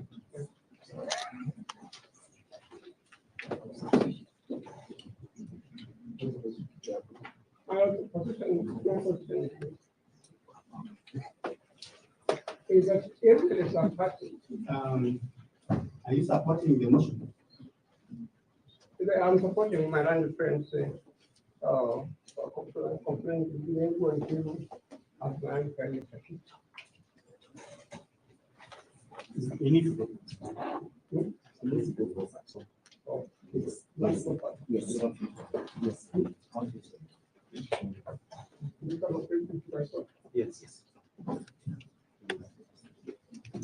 Thank you very much, my lords. I'll take about 15 minutes. Mercifully, my issues are issues of law. They will not incite any shooting up from a opponent. We should not. My lords, I have my lords in the leadership. I have submitted some two cases. The first case is the case of Standard Chartered Financial Services in another versus Manchester Alpicas. I don't know that how that's with you. And the second is a case called Naveen Premjikarai versus Bureau Limited and others. In the case of Standard Chartered Financial Services Limited versus Manchester Alpicas, and this remains, as far as I'm aware, the first case where the Court of Appeal reviewed a judgment, a concluded judgment, set it aside and buried it. And the only question before that court that led it to this decision was the question of bias. I invite my lords in the leadership to paragraph 1 of the decision, where the court says as follows in trying to frame the seriousness of the issue. And I'm reading from the second line. It is a rare application in which the applicants seek to have the judgment of this court reopened, re-examined, declared nullity, set aside, and the appeal had fresh. I invite you now to go to paragraph 9. We've done back-to-back a photocopy, but if you look at paragraph 9, in the middle is in bold the words Jasbir Singh Rai and two others versus Talukan Singh Rai. And the court is saying what it held, and it says this. During the pendency, my lords and the leadership are there, in the middle of paragraph 9, during the pendency of the applicant's motion and the respondent's primary objection, this court in a 5-judge bench decision in Jasbir, and they give the whole case they held it earlier, that it was only mandated to hear and determine appeals from the High Court and could not revisit its own previously concluded decision, nor did it have powers to reopen and rehear and finally conclude the matter. In light of the decision in the right case, it was deemed appropriate that since this matter raises similar issues, it be similarly heard by a 5-judge bench, hence the unusual composition of this bench. They are merely underlining the importance of the matter the court is dealing with.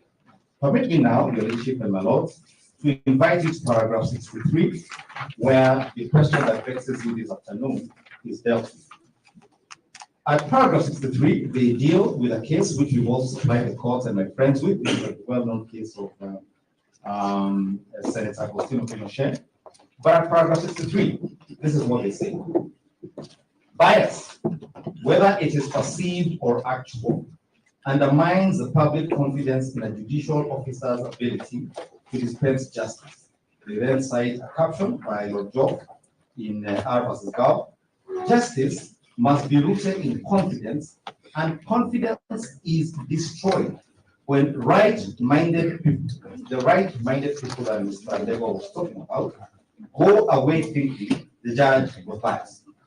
At paragraph 65, the case of Webb versus Queen, in considering the merits of the test to be applied in a case where a juror is alleged to be biased, it is important to keep in mind that the appearance as well as the facts of impartiality has been done. And this is what they say in paragraph 6. And this, my lord, and your ladyship, is what I would be beseeching this court to find favor with when you retire. The rule against bias is as important an element of the right to a fair trial. This rule, and now this is our own private judgment saying this in court of appeal, this rule is to be very strictly applied so that even the appearance of bias is done away with. The appearance of it. This is because it aids in public confidence in the fairness and impartiality of the judicial system.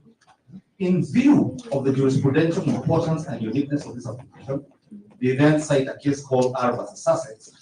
Justice should not only be done, but should manifestly and undoubtedly be seen to be done. I will leave for you to read paragraph 67, which I also recommend to you. And then paragraph 71, another English case cited. First, actual bias will of course always disqualify a person from sitting in judgment. Even in the absence of actual bias, however, the importance of public confidence in the administration of justice is such that even the appearance of bias will disqualify. And we say emphasis added. And I would also invite you to look in the fullness of time to paragraph 73 and 74. Paragraph 81, they cite the case, cited earlier, I think I mentioned it. This is a case of Agostino Pinochet. It actually begins at paragraph 80. There's a long passage, I'll not read it on account of time. But at paragraph 81, they cite the basis for the reason the two applicants before you have moved. It's the Latin phrase, nemo debet esse judex in propria causa. No man is to be a judge in his own cause. Then at paragraph 82, Lord Hope, in the same decision.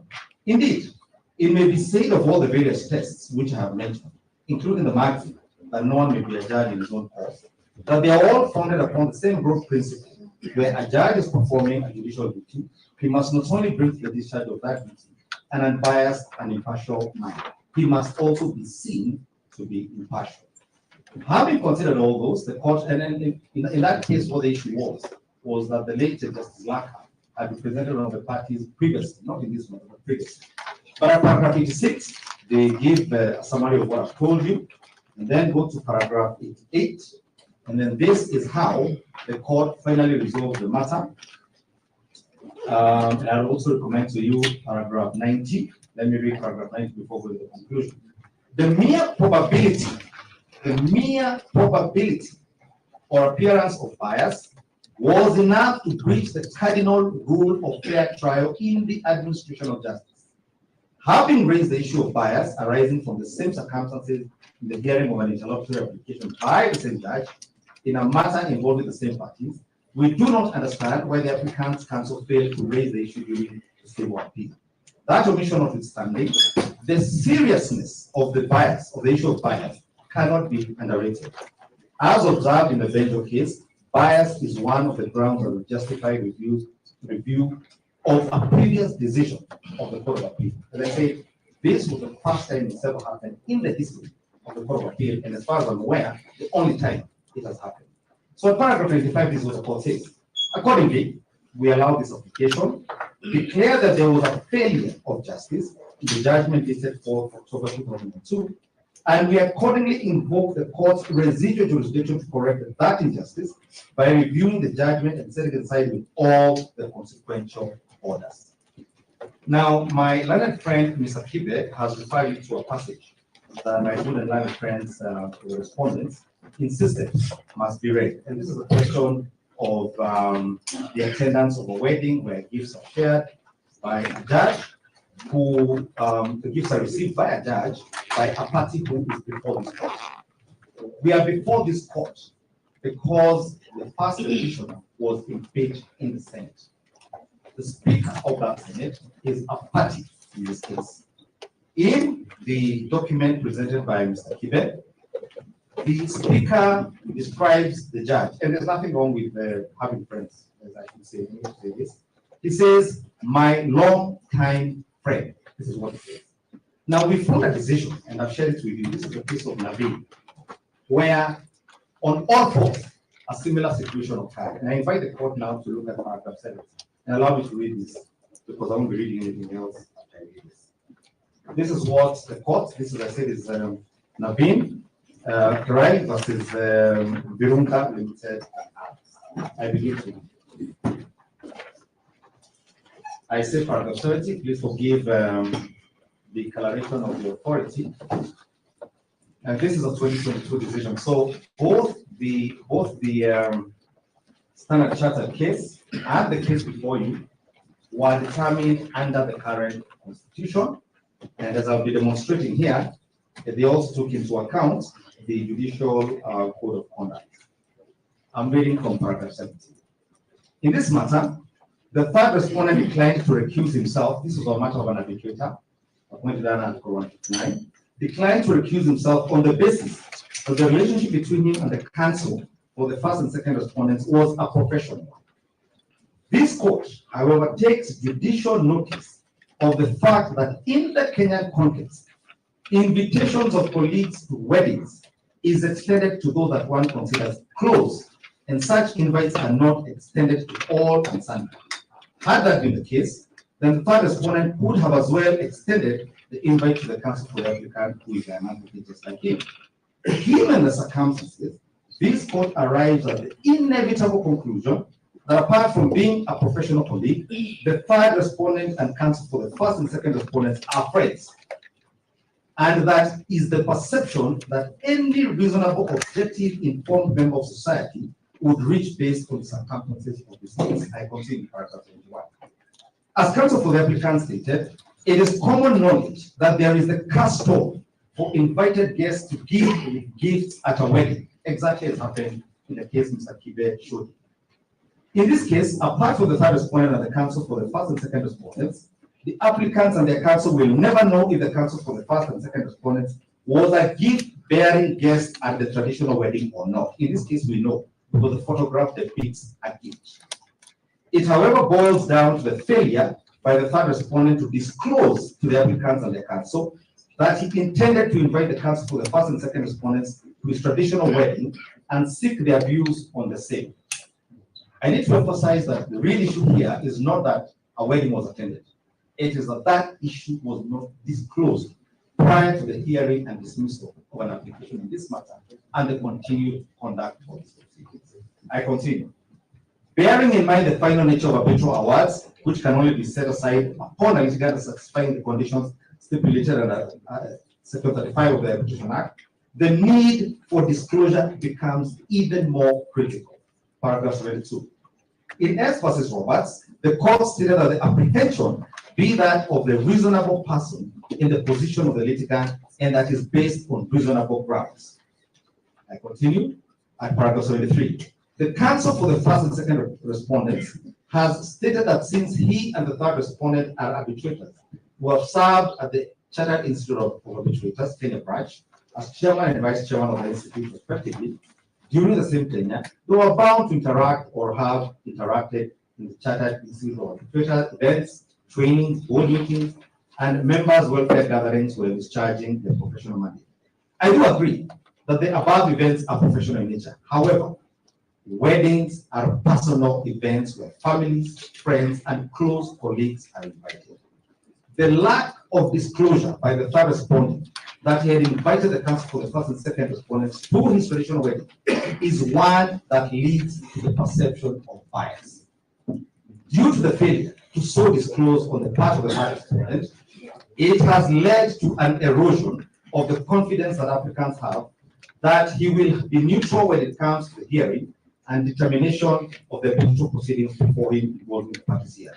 In conclusion, this court holds that there was lack of transparency on the part of the third respondent, and he should have done the honorable thing when he was requested through an application challenge to recuse himself from the arbitral proceedings in nature.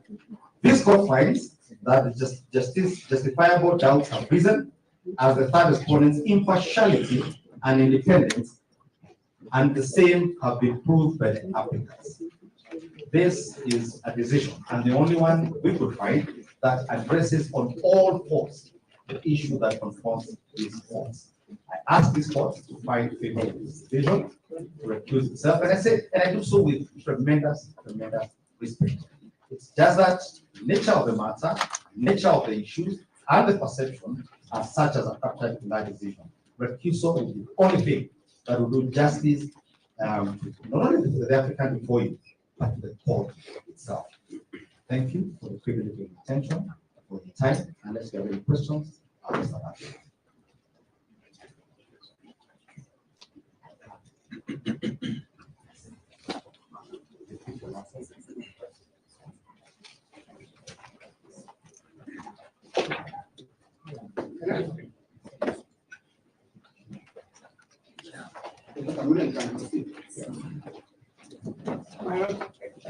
My humble submission. That your lordship must exercise flexibility. The usual case law getting recusal is not applicable in this case. As a matter of fact, thank you very respectfully. If there are parties, and if there are, who do not want, who do not wish to see you hear this matter, please walk out. You are not the only judges in the country. There's another panel of judges they are appointed.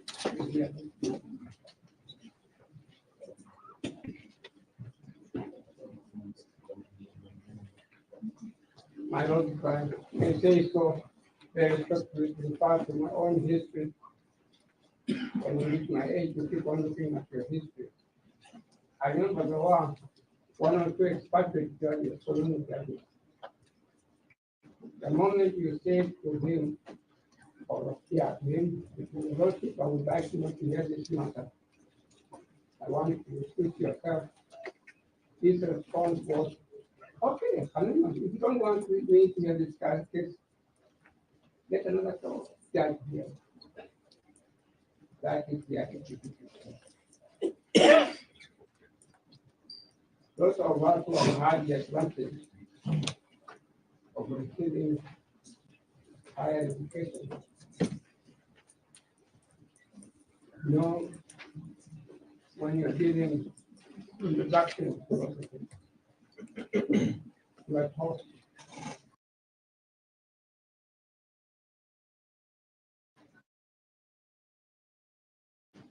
perception, the first course we take is perception and reality.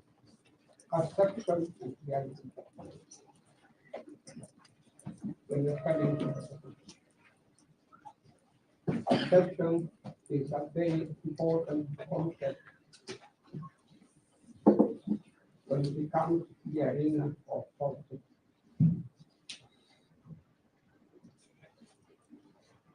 Reality may be completely different. And indeed, I believe it is different in the case before the lordship. I appear before you very often. I've never entertained any idea about your standing in relation to justice. But the perception now that has been painted by my able learned friends, clients, Mr. Jason View, Mr. Kimber, and Mr. Natalia, that there is a sizable portion of the Kenyan population which will not be happy to hear you sit and listen to this case at all. And may I remind your Lordship very respectfully, impeachment is all take of the country. There's no way you can move away from that at all. I would respectfully refer you to a book I've taken the trouble to read. Your Honor, sorry for the interruption. You are muted again. Perhaps you could be unmuted so that we follow the proceedings. I wonder why it has happened in respect of the community.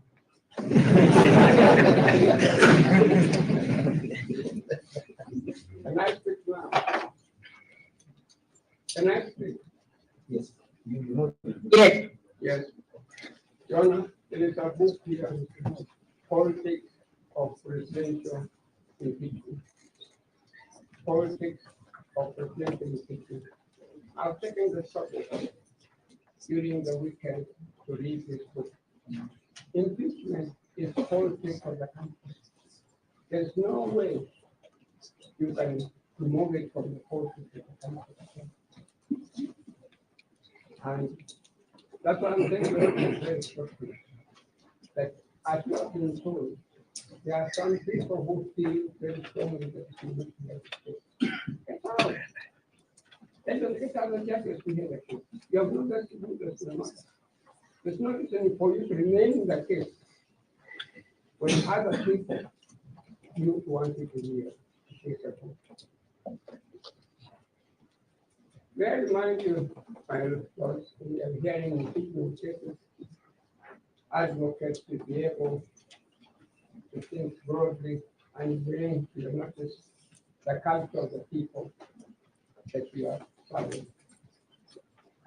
There is a little phone that is a phone that is found by a little girl in Kenya. Those of us who listen to the Kenyan radio may have heard of it.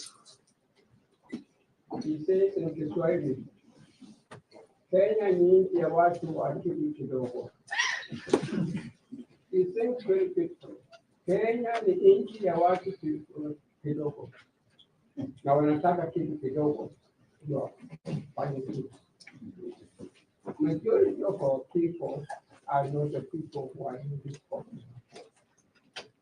Majority of our people are people who have not had the advantage of receiving the education, the training, that the judges and the advocates, the members who are doing it. And as one of my friends very aptly pointed out, majority of the people believe that the case before you has been engineered by the politics of the country. And if some of them believe that your lordship cannot hear them, again, I say to you very, very respectfully, you stand to lose much. You better leave the case, let other people hear the case, and you continue to maintain the will. My Lord, to go back to the politics of PDQ, this matter was passed as in National Assembly. National Assembly very overwhelmingly stated that the deputy president has been impeached. It was then referred to the Senate, and the Senate again said very overwhelmingly that the deputy president was guilty and convicted him. My Lord, the stories that one hears in the streets of Nairobi, the stories that one hears elsewhere, you can afford to Kenya, I don't even know it. stories that members of parliament were each given handsome amount of money. That may be so or may not be so, but it doesn't matter. They have made the point that the members of parliament received bribes and they handed down a decision which majority of people believe that it was a corrupt decision. You cannot afford to ignore that. Now, when you go to the Senate, they are told the same thing. The members of the Senate receive money in what is called quite partial, or something called quite partial. They receive money from known people. Again, you cannot afford to do that at all. Now, when they come to the judiciary, they expect the best. They expect people who are got integrity. They expect people who can hear and who they cannot suspect at all. But if then they are suspecting some people, whether truthfully, whether honestly or not, it's my humble submission, the natural thing as a judge, if I was sitting where the lordships are sitting, I would say, as Panino, I'm walking out. You will not sit. It is the judiciary that people have got confidence in. That's when I remind you, lordship very respectfully. It is the judiciary that people of Kenya actually are respectful. It is the judiciary, the judges, that people think that they can do good effect. When we had a program in the year 2007, it is the judiciary that served the country. When we had a program recently during the time of President Uhuru Kenyatta, and the matter went to the Supreme Court, it is again the judiciary that saved the country. Now, if you find people now are questioning the very institution of the judiciary, it's my humble submission that as a judge, just say thank you and moving out. That does not necessarily mean that there's something wrong with you at home. And as I said, my Lord, I've spent many years appearing before the Lordship Mr. Justice of Ola in Mombasa. At no time did anybody ever open his mouth and say to me that, Kamenwa, this Justice of Ola is this, it is, it is, it is. Nobody ever did it. And Lord Mr. Justice Mulimo, I've had the privilege of appearing before you in many cases. There are cases where I have given me ruling. There are cases where I have not given me orders at all. But at no stage did I ever entertain an idea that there's something wrong with Justice Mulimo. We have confidence in all of you. But now we have this concept of perspective. There are some people who feel very strongly that Justice Ogola should be out. Justice Mulimo should be out. I let that may I say I'm letting you not speaking against you. I'm one who has fought for rights of women. And I kept on shouting very loudly that we want to do independence. And I won't have the fortune of appearing before you very often. I don't know, sorry, my memory is letting me down. But my Lord, may I say, I have had the opportunity of appearing before you. And may I say this once, my Lord, if you go and check the Judicial Service Commission records, you will not find a single letter from John Kamenwa complaining against any judge. I have never done such a thing at all. It's because I've got confidence in our judges. I've got confidence in our magistrates that they deliver justice. But I'm just saying you, my Lord and my legend, if at this time we have some people who feel very strongly in the camp because they may not get justice before you at all, please walk out. Don't continue here. And indeed, the people who are saying that your Lordship or my lady do not hear this case, when they are speaking, You cannot really criticize them.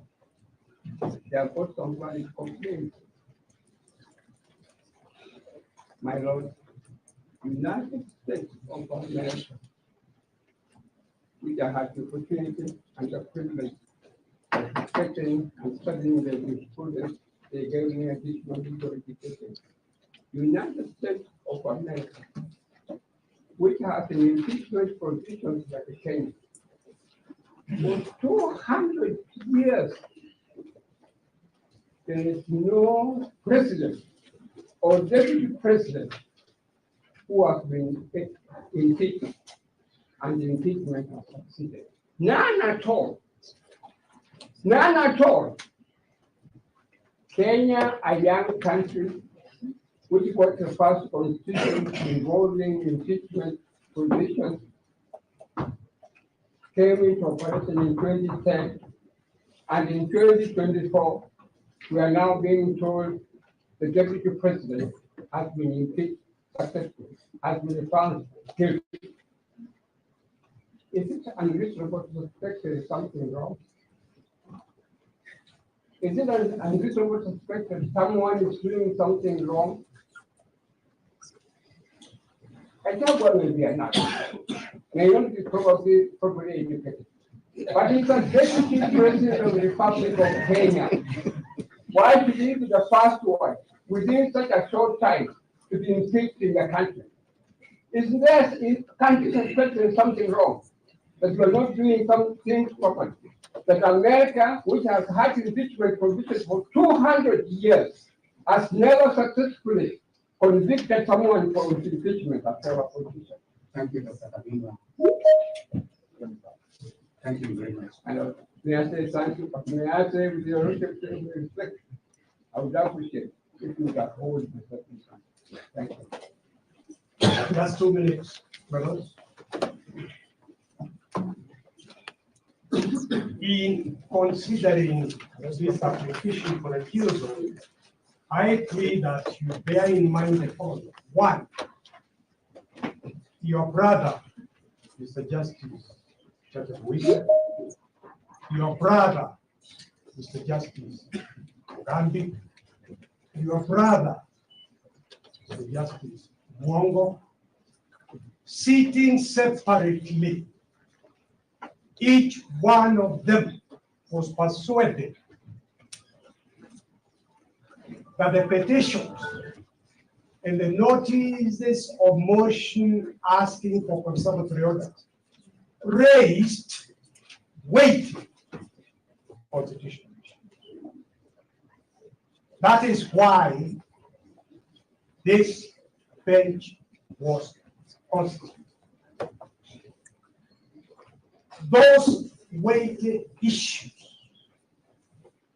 await full arguments by both sides for the court to resolve.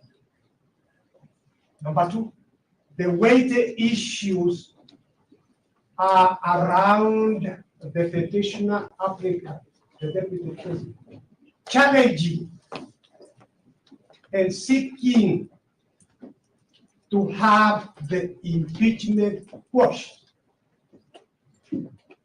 In the interest of time, I will not restate those weighty issues.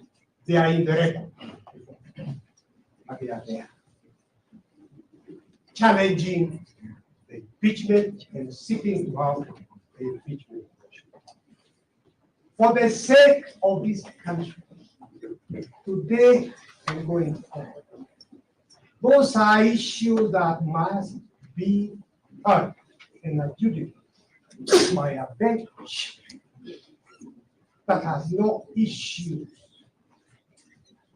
of bias, apparent or real, being raised. So for that reason alone, please accede to raise.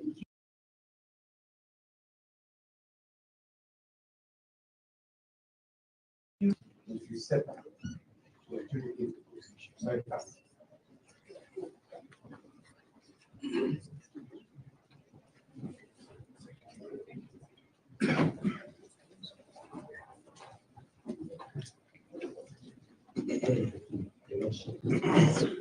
I would like to talk about just three aspects on the subject of the recusal. Again, I'll be making reference to the achievements that we did, but a recent Supreme Court decision delivered on 11th of October 2024.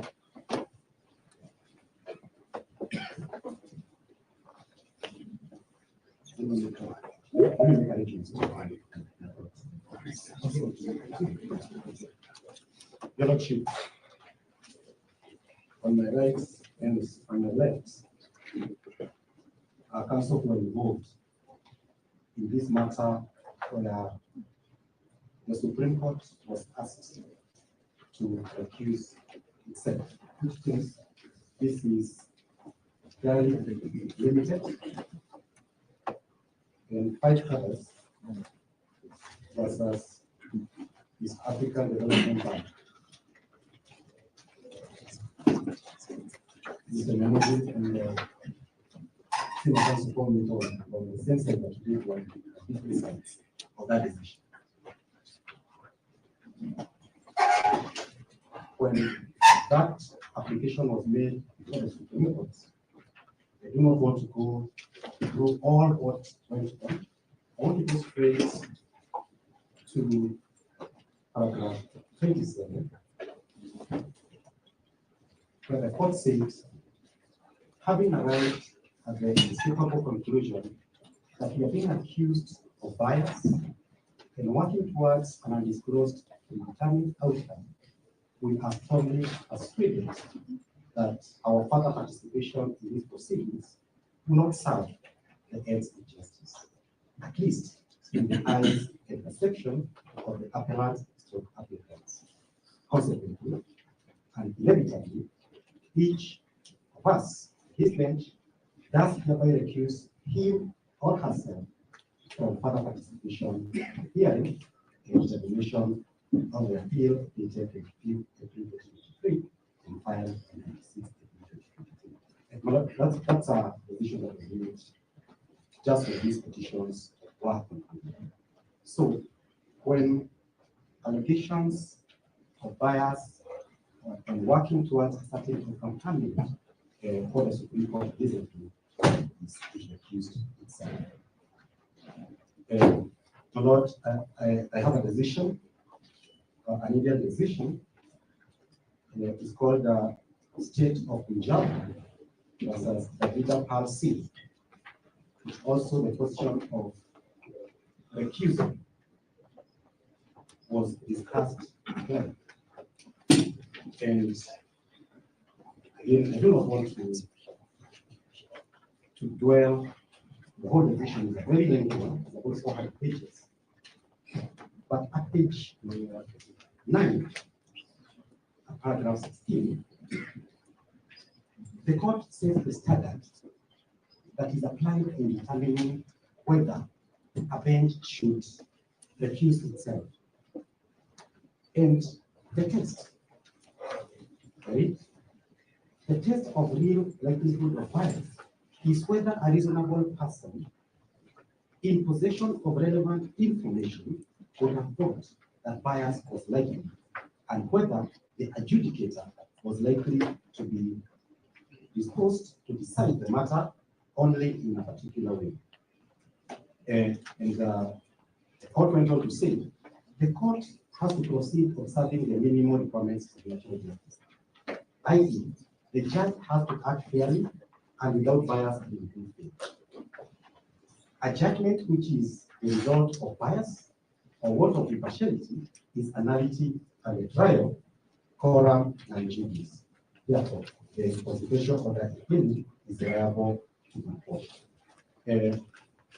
Lastly, and this is what is very important, at paragraph 18, the court said in part, however, if there is real ground for doubt, that doubt must be resolved in favor of the accused. So that, my lords and my lady, if you are in doubt whether you should accuse yourself or you should not accuse yourself, that doubt should weigh towards the accused. That decision will be shared. And then the court went on to quash some proceedings which had taken place, appeal had been determined, and then this one went all the way to the Supreme Court of India. So the court said that that is how the situations of bias are treated. I had reference to the code of conduct of our judicial officers. I think that what is the head of the parliament. But my lord, I want to make a business as to require those provisions I'll take them. And those provisions are obtained from the IBA guidelines on conflict of interest in international arbitration. You will find that material is published by the I wanted it from the International Bar Association, and it was done first in the year 2004, and it has been applied worldwide as a guide on determining matter situations of conflict of interest.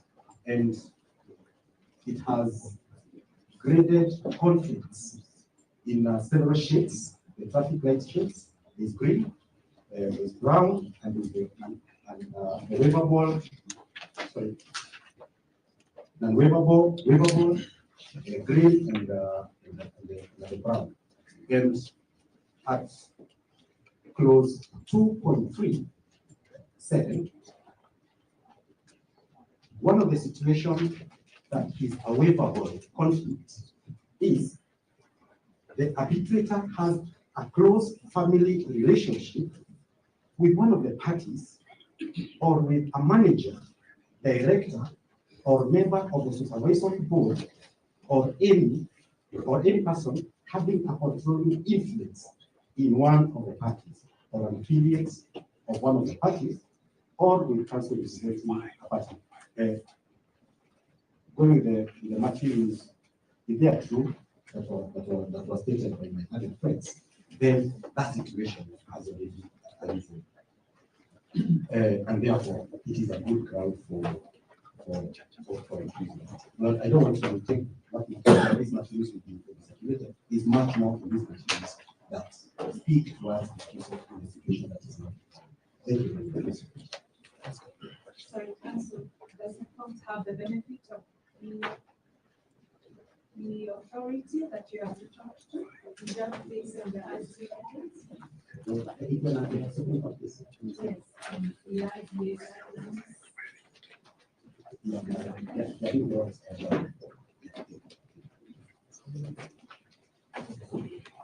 Anyone else wish to say something on behalf of the second petitioner in 565?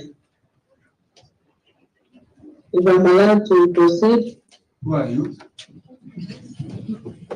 Can you see me? I'm virtual. I'm online. What is your name? What is your name? Kimodo Teresia Wanjiro Makazi from Kilgoya. Yes, proceed.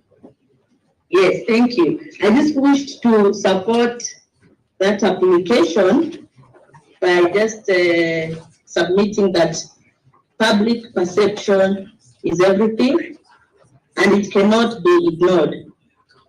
I wish to rely on Article 47(1) and Article 50, and more specifically Article 47(1) is where it says that every person has the right to administrative action that is expeditious, efficient, lawful, reasonable, and procedurally fair.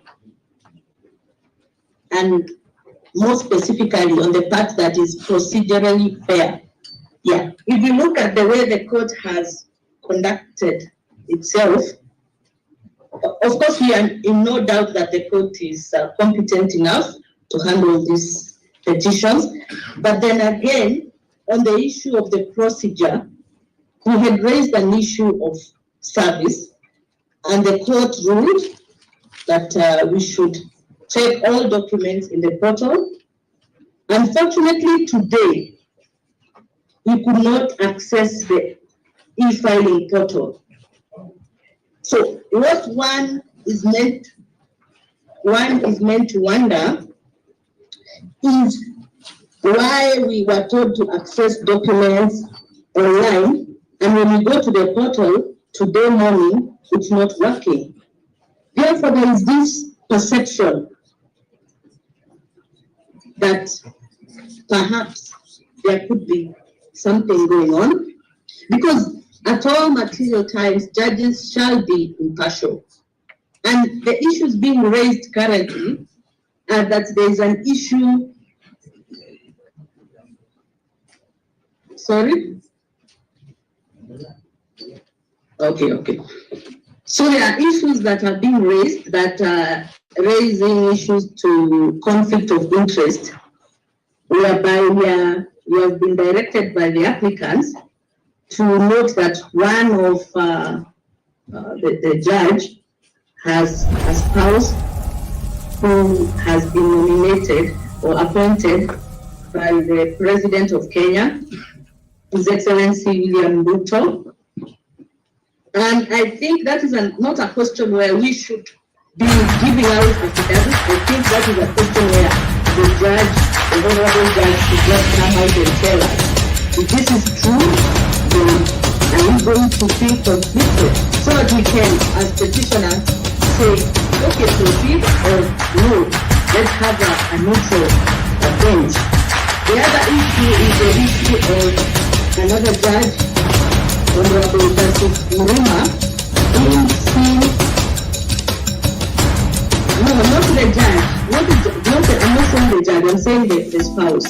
Join us every Friday from 8 p.m. to 9 p.m. for a nominated or that's the issue that has been raised by the applicant. And so we feel, of course, if this appointment was done, will he be able to, whether you're single, in a relationship, or simply love a good love story, this is the show for you. Don't miss out on the chance to unwind and indulge in the joys and challenges of all brought to you by our talented hosts. Tune into Africa 24 every Friday from 8 p.m. to 9 p.m. So the issue is, and they are long-time friends, will he be able to disappoint a friend? You know, these are the issues that the public is asking, and it's the perception anyway. So in issues such as this, we say these issues are very important and they cannot be ignored. And there's no point of, if people are saying we don't want the bench, it's not so hard for the bench to say, okay, just let's go back to the Chief Justice, please appoint another bench. There's nothing wrong with that. We know the judges are competent enough, but then if the issue of conflict of interest is arising, then the best thing to do before we go to the substantive issues is to pen everything down and say that go back to the drawing board and appoint a new bench. That's all. Yeah, Mr. Rosh, my name is Daniel Marshall. I do appear for the Third Party, White Party Movement Party, together with Mr. Kala. My Lord, I want to say only one short thing and then allow Mr. Kala to conclude, not repeating what has been said this afternoon. My Lord, in 2008, I was involved in a matter which was the Vice President of the country.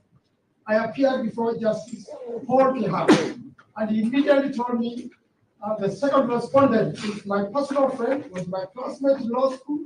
I recused myself. I was sent to Justice Wendy. I appeared before her, and my Lord, she said, the first applicant, a renowned professor, is my personal friend, and I recused myself. My Lord, I ended up with an out-of-court settlement. I do ask Mr. Kala to conclude.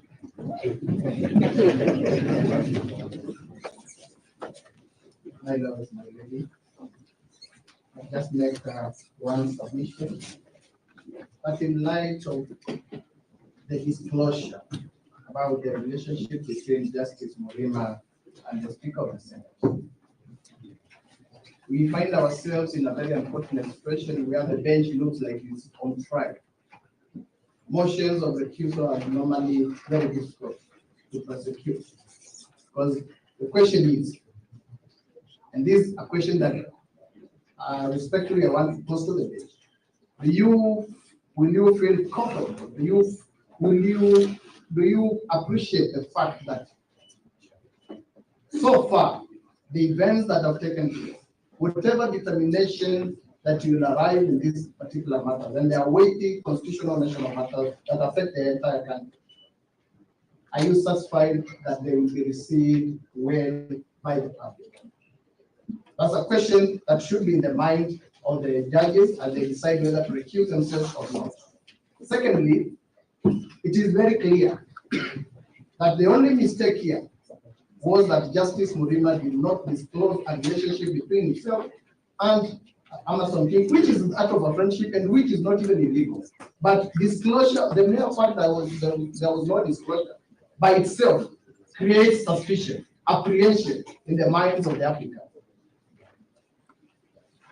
The last question is, if Justice Murima decides to recuse himself, is it the entire bench that will recuse itself, or only one judge will recuse himself? Because I'm convinced that inevitably Justice Murima must recuse himself. Thank you so much.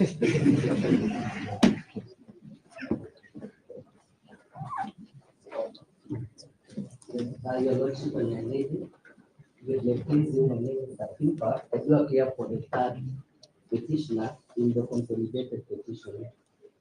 Your Lordship, mine is just to put into context the Supreme Court decision in Dari and 5 others versus East African Development Bank.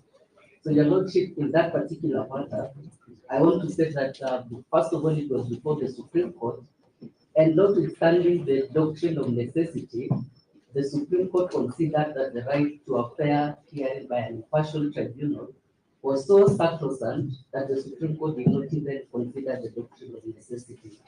So I just want to read paragraph 26, where the Supreme Court says, what is undeniable is the fact that by resorting to this course of action, the applicants are unequivocally accusing this bench of lack of impartiality, fairness, and integrity.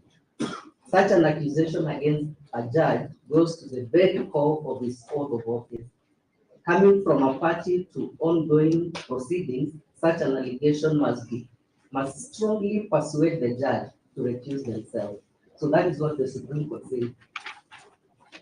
So, Your Lordship, in that particular paragraph, the Supreme Court is saying that if there is an allegation, especially because this instance is actually almost same to that, because there was a complaint that was lodged against that bench before the Judicial Service Commission. I have heard today that the first petitioner has already lodged a petition before the Judicial Service Commission. Your Lordship, I beg that you are guided by this decision in holding that the right to a fair and impartial tribunal is very clear. Thank you, but I think you should let us know about the petition which has been done, because I don't think parties are aware of that. Your Lordship, I think it is in the further a petition. No, not petition. What is it? A complaint that was don't mislead the public. There's a whole difference between a complaint and a petition. Don't mislead the public. He's the one who has said petition. All right.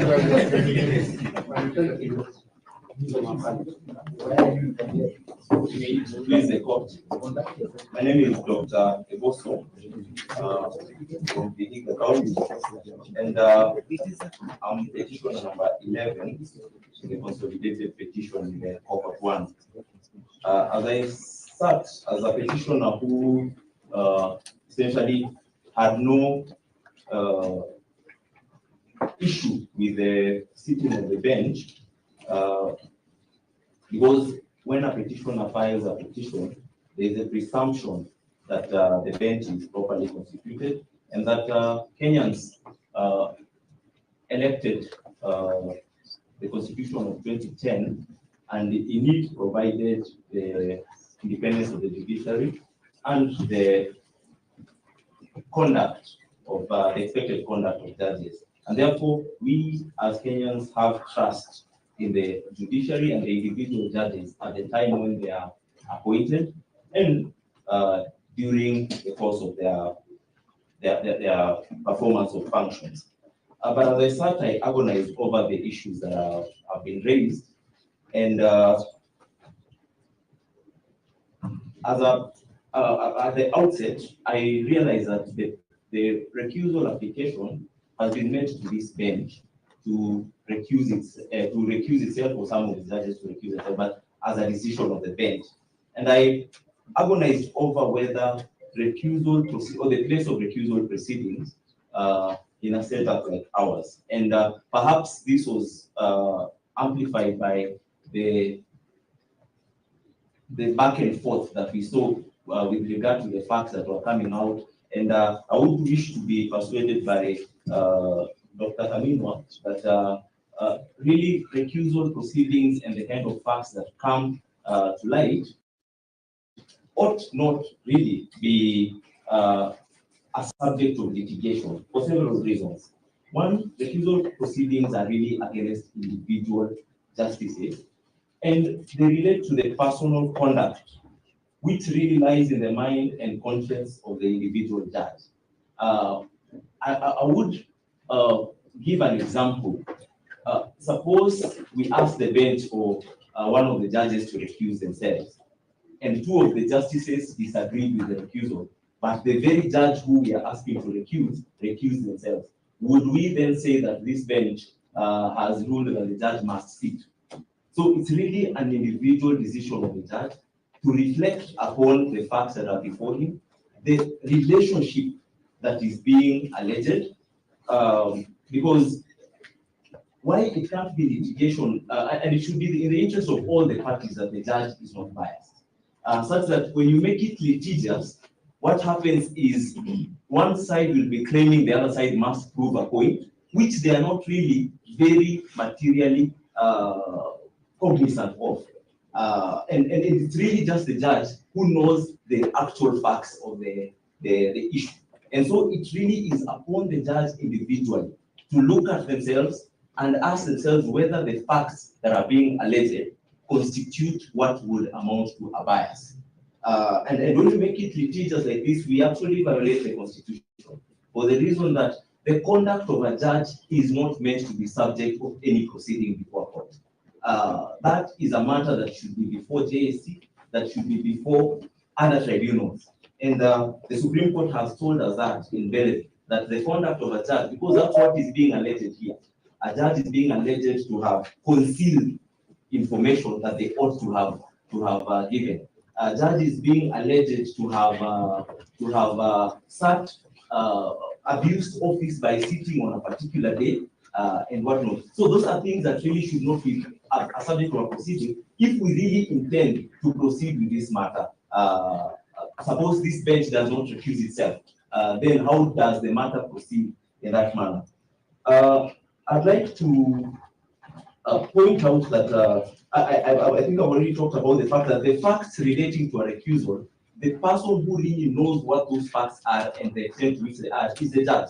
And so any discussion as to whether we prove the case or not prove the case is neither here nor there as relates to this issue. I'd like to refer the court. I don't know how we quote precedents, but I'd like to refer the court to a decision of the Supreme Court of the United States in Jewel Ridge Coal Corporation versus local number 6167, United Mine Workers of America in 1945. And there the court, the Supreme Court found that I think one of the parties was asking for the entire bench to recuse themselves. And I'll just take maybe one more minute for the entire bench to recuse themselves. And the Supreme Court of the United States found that that decision cannot be made by the bench. And a question of recusal should be directed at the judge, and it should be the judge to make the decision whether they themselves will recuse themselves or not. It was also, again, captured in 1980 in a decision called Hanrahan versus Hampton, still at the United States Supreme Court. And in India, in 2016, Advocates on Record Association and others versus Union of India. Justice Madan also pointed out the same. And finally, I'd like to refer the court to the fact that this is a sensitive matter, but it's also as sensitive as it is also an urgent matter, as considered by the bench and as considered by everyone. That there is the aspect of necessity that this matter must be heard, and there's also room for appeal should any person feel they are aggrieved by decisions of this court or the judges herein. And so, what I would say is that I would ask that the individual justices that you look into the issues that have been raised, you look into the facts which you are familiar with them yourselves, and go home and reflect whether indeed you will have the impartiality to hear this matter. And once you make that decision, let's hear the matter and proceed. Thank you.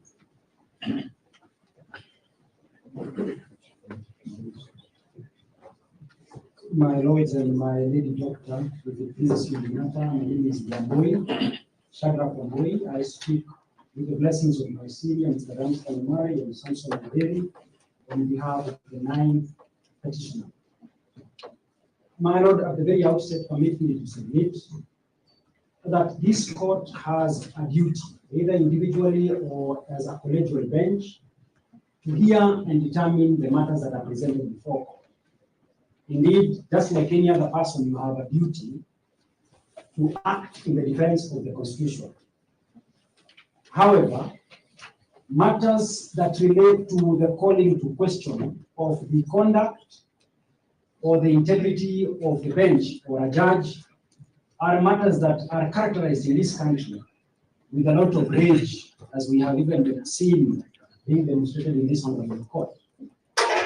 In other occasions, applications for recusal, my lady and my lords, are said to be a dialogue of the deaf and a dance of the blind, to the extent that the petitioners or the applicants making an application such as the one that finds itself before you sometimes refrain from even saying the very grounds upon which they make the application, as you have seen before this court. And again, the bench on the other end, on many occasions, tends to draw conclusions of what they would think the applicant is saying about their conduct or their integrity. So for that reason, my lady and my lords, the court is then called upon to reflect as to its duty to do that which is just vis-a-vis the perception, either actual or apparent, that will flow or be submitted by applicants who call to question the conduct of the court. My lady and my lords, permit me to also make a contribution with regards to the decision that has been made in the Supreme Court case of Dari Limited. And there is something that is important that we must highlight. In this application, the Supreme Court was not called upon to adjudicate on an application for the recusal of the court. That was not the application that was lying before court. What is important that we must underscore in this case is that the court was invited to suspend or stay its proceedings in view of a complaint that had been made by the applicants before the Judicial Service Commission, so that the court ultimately ended up recusing itself, not that it had been invited to recuse itself, but because there had been a complaint that had been filed before the Judicial Service Commission. My lady and my lords, the reason why the 9th petitioner rises in support of the submissions made by counsels who have made the application is largely due to our duty as the officers of the court.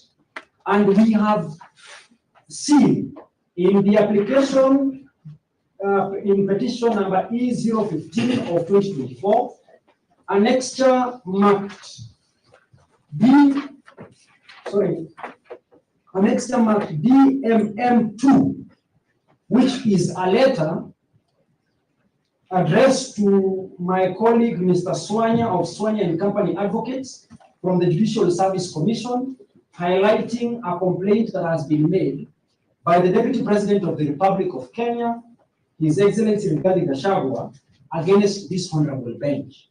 So, my lady and my lords, as I rest, the question that begs the answer is simple. If a complaint has already been lodged against the persons of this honorable court, how will a reasonable person, or will a reasonable person out there be confident that this court, in light of the complaint that has been lodged against you by one of the petitioners, arrive at a just finding in this case? My lady and my lords, that should mark the end of my submissions. I shall pave the floor for the remaining minutes to my seniors to also speak some wisdom to what is in issue. Thank you.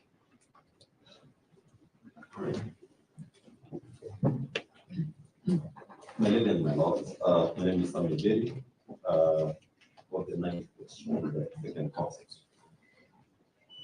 I stand in support of the motion for recusal, and I juxtapose it in this manner. Recusal applications are tantamount to the court being on trial. It's a charge sheet for the court that it then will determine the parameters that have been set and the grounds that have been abused to find or make a finding whether they merit.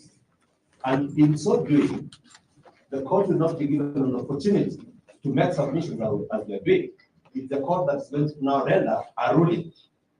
Then the big question that we ought to ask ourselves, whether then the court is going to rebut on the heavy submissions that have been made, because going into the second room of going to analyze what the petition is all about will mean that we as the petitioners will have faith in even opening the second chapter of the proceedings as they are going to happen.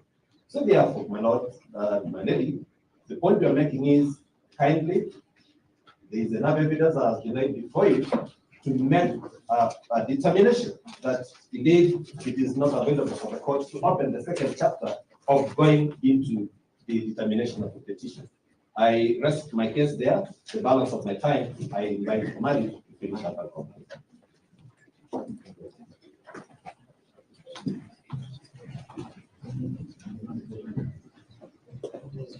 My lord, and lady, I'm very, very brief. One, the court, in determining whether the DCJ has powers to constitute a bench, made a finding that the petitioner was found guilty of an offense of addressing the gathering.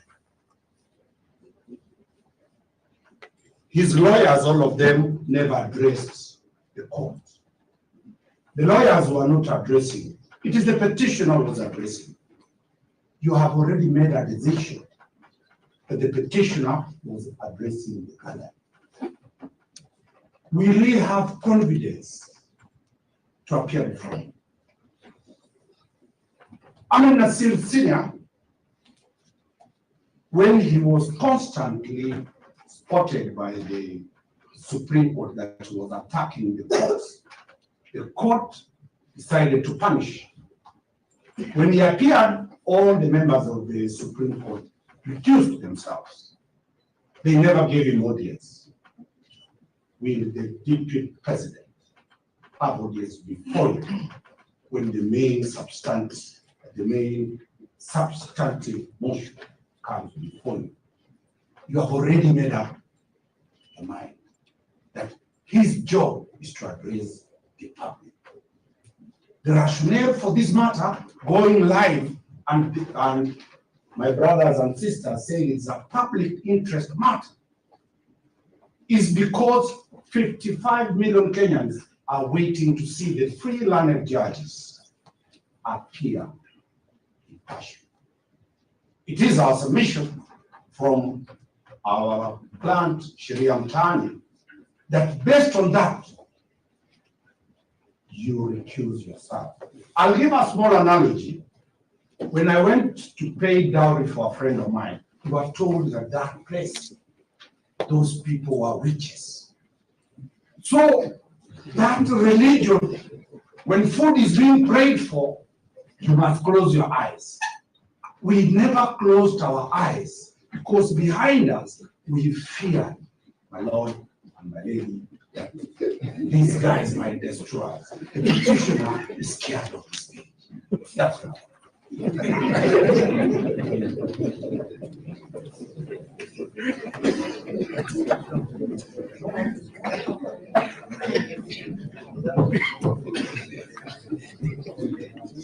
I will agree with all parties supporting that question. In that case, I thank you, my lord, and members of the bench. I will try to be brief. My colleagues and I, that is, I think, would like to be truthful. First, we would like to begin by observing that today is the 10th day since the